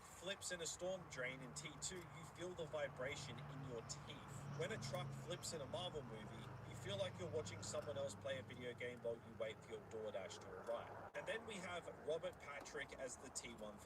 If Arnold Schwarzenegger created the screen persona of the unstoppable machine, Robert Patrick perfected the Infiltrator. He studied sharks. He trained himself to run with his mouth closed, breathing only through his nose, so he wouldn't look like he was winded. He practiced shooting without blinking. He played a predator disguised as a polite civil servant. He was lean, fast, and terrifyingly efficient, a direct contrast to Arnold's massive industrial-era frame. It was a casting stroke of genius that proved you don't need a bigger body to be a bigger threat. If you want to talk about why a T2 feels so much thicker than modern blockbusters, you have to look at the forbidden footage. The scenes Cameron cut for time that actually contain the film's intellectual DNA, specifically the learning mode scene. In the extended cut, we see John and Sarah literally opening the T-800's skull to flip a switch on its CPU. This scene reveals a terrifying bit of world building. Skynet is so afraid of its own creations that it ships them with their learning mode set to read only. It doesn't want its soldiers to think, it wants them to be slaves. By flipping that switch, John is not only repairing a robot, he's liberating an individual. This is the moment the T-800 starts being a person. It's also where we see the absolute peak of practical ingenuity. That scene in the garage where they're working on the head in front of a mirror, that's not a mirror. There was no CGI reflection. It was a hole in the wall with a dummy head, and on the other side, Linda Hamilton's twin sister, Leslie, mirrored Linda's movements in real time. It's a low-tech solution to a high-tech problem, and it looks more convincing than any $200 million digital face replacement nowadays. Even the sound of T2 is a masterclass in show, don't tell. Sound designer Gary Rydstrom used the organic sounds to ground the abstract. You know that unsettling schloop sound when the T-1000 walks through metal bars? That's the sound of dog food sliding out of a can. The sound of the T-1000 transforming? Industrial flour and water mixed into a slurry. Rydstrom used the mundane to make the impossible feel tactile. When the T-1000 is hit, it sounds like a physical deforming of matter. And we can't ignore Do the you sheer guys hear the balls-to-the-wall risk of the hummingbirds stunts. buzzing by my In the windows? final highway chase, a helicopter piloted by the legendary Chuck Tempuro actually flies under a freeway overpass at 60 miles per hour. The camera crew was so terrified they refused to film it, so James Cameron grabbed the camera and stood on the skids himself to get the shot. That's the difference. In a modern sequel, that's a digital asset in a virtual environment. In T2, it was a real man flying a real machine under a real bridge, risking real death to give the audience a real thrill. But T2 is a masterpiece not only because of the explosions or the liquid metal, it also has an emotional center that the later sequels completely ignored in favor of cameo simulators and nostalgia baiting. The heart of this movie is the relationship between John Connor and the T-800. In a stroke of brilliant recontextualization, Cameron turns the slasher movie villain of the first film into a surrogate father. There's that haunting line Sarah Connor delivers while watching them together. The Terminator would never stop, it would never hurt him, never shout at him or get drunk and hit him, or say it was too busy to spend time with him. It would always be there and it would die to protect him. Of all the would-be fathers who came and went over the years, this machine was the only one who measured up. That is a heavy sentiment for a summer blockbuster. And we see Linda Hamilton's Sarah Connor in fullness of her character. She's lean, she's mean, and she's arguably more terrifying than the machines. She's a woman who has seen the end of the world and is willing to become a monster herself to stop it. And for this, Linda got a cool $1 million, a fraction of Arnold's pay, but she gave the film its grit. Speaking of Arnold, let's look at the Arnold tax. He got $15 million for 700 words. That's roughly $21,000 per word. He also got a $40 million Gulfstream 3 jet as a thank you from the producer. If I were getting paid 20 grand every time I said I'll be back, I'd probably be a lot more forgiving toward the sequels too, but Arnold earned it here. He managed to portray a machine that learns without ever becoming too human. He stays a machine until the very end, which brings us to the ending. T2 is a film about the triumph of the human will over predetermination. The first movie was about a closed loop, a fate you couldn't escape. T2 takes that loop and breaks it over its knee. No fate but what we make. By destroying every chip, every arm, and finally the T-800 itself, the movie tells us that the storm has been averted. It is a moment of absolute earned finality. Cameron actually filmed an alternative ending, the Skynet edition ending, where we see an elderly Sarah Connor in a peaceful 2029 watching her granddaughter play in a park, while John, now a US senator, works to make the world better. It's a bit syrupy, as Cameron later admitted, but it confirms the thematic goal. Skynet is dead, the war is over, and we won. But Hollywood hates a closed door. They see a perfect ending and think, yeah, but what if we open that door just a crack to see if any more money falls out? Every sequel that followed T2 is basically an insult to that finality. To make T3, Genesis, or Dark Fate work, the writers had to fundamentally spit in the face of T2. They had to say, actually, that sacrifice didn't matter. Fate is unavoidable. The thumbs up was just a temporary delay. By making Judgment Day inevitable, they rendered the struggle of the best film in the franchise pointless. They traded the soul of the story for a repetitive, good robot versus bad robot loop that has been spinning its wheels for 30 years. And it's the small things too, using twins like Linda's sister Leslie to play the T-1000 Sarah, or the twins at the hospital. It's the dog, Wolfie, James Cameron's actual dog by the way, being used as a plot point to sniff out the machine. It's the fact that the nuclear explosion scene was so realistic that scientists actually praised it. These aren't just cool facts for your IMDb trivia board, but symptoms of a director and a crew who are obsessed with making this world feel authentic. When you watch T2 today, you're watching the moment the Terminator franchise reached its logical.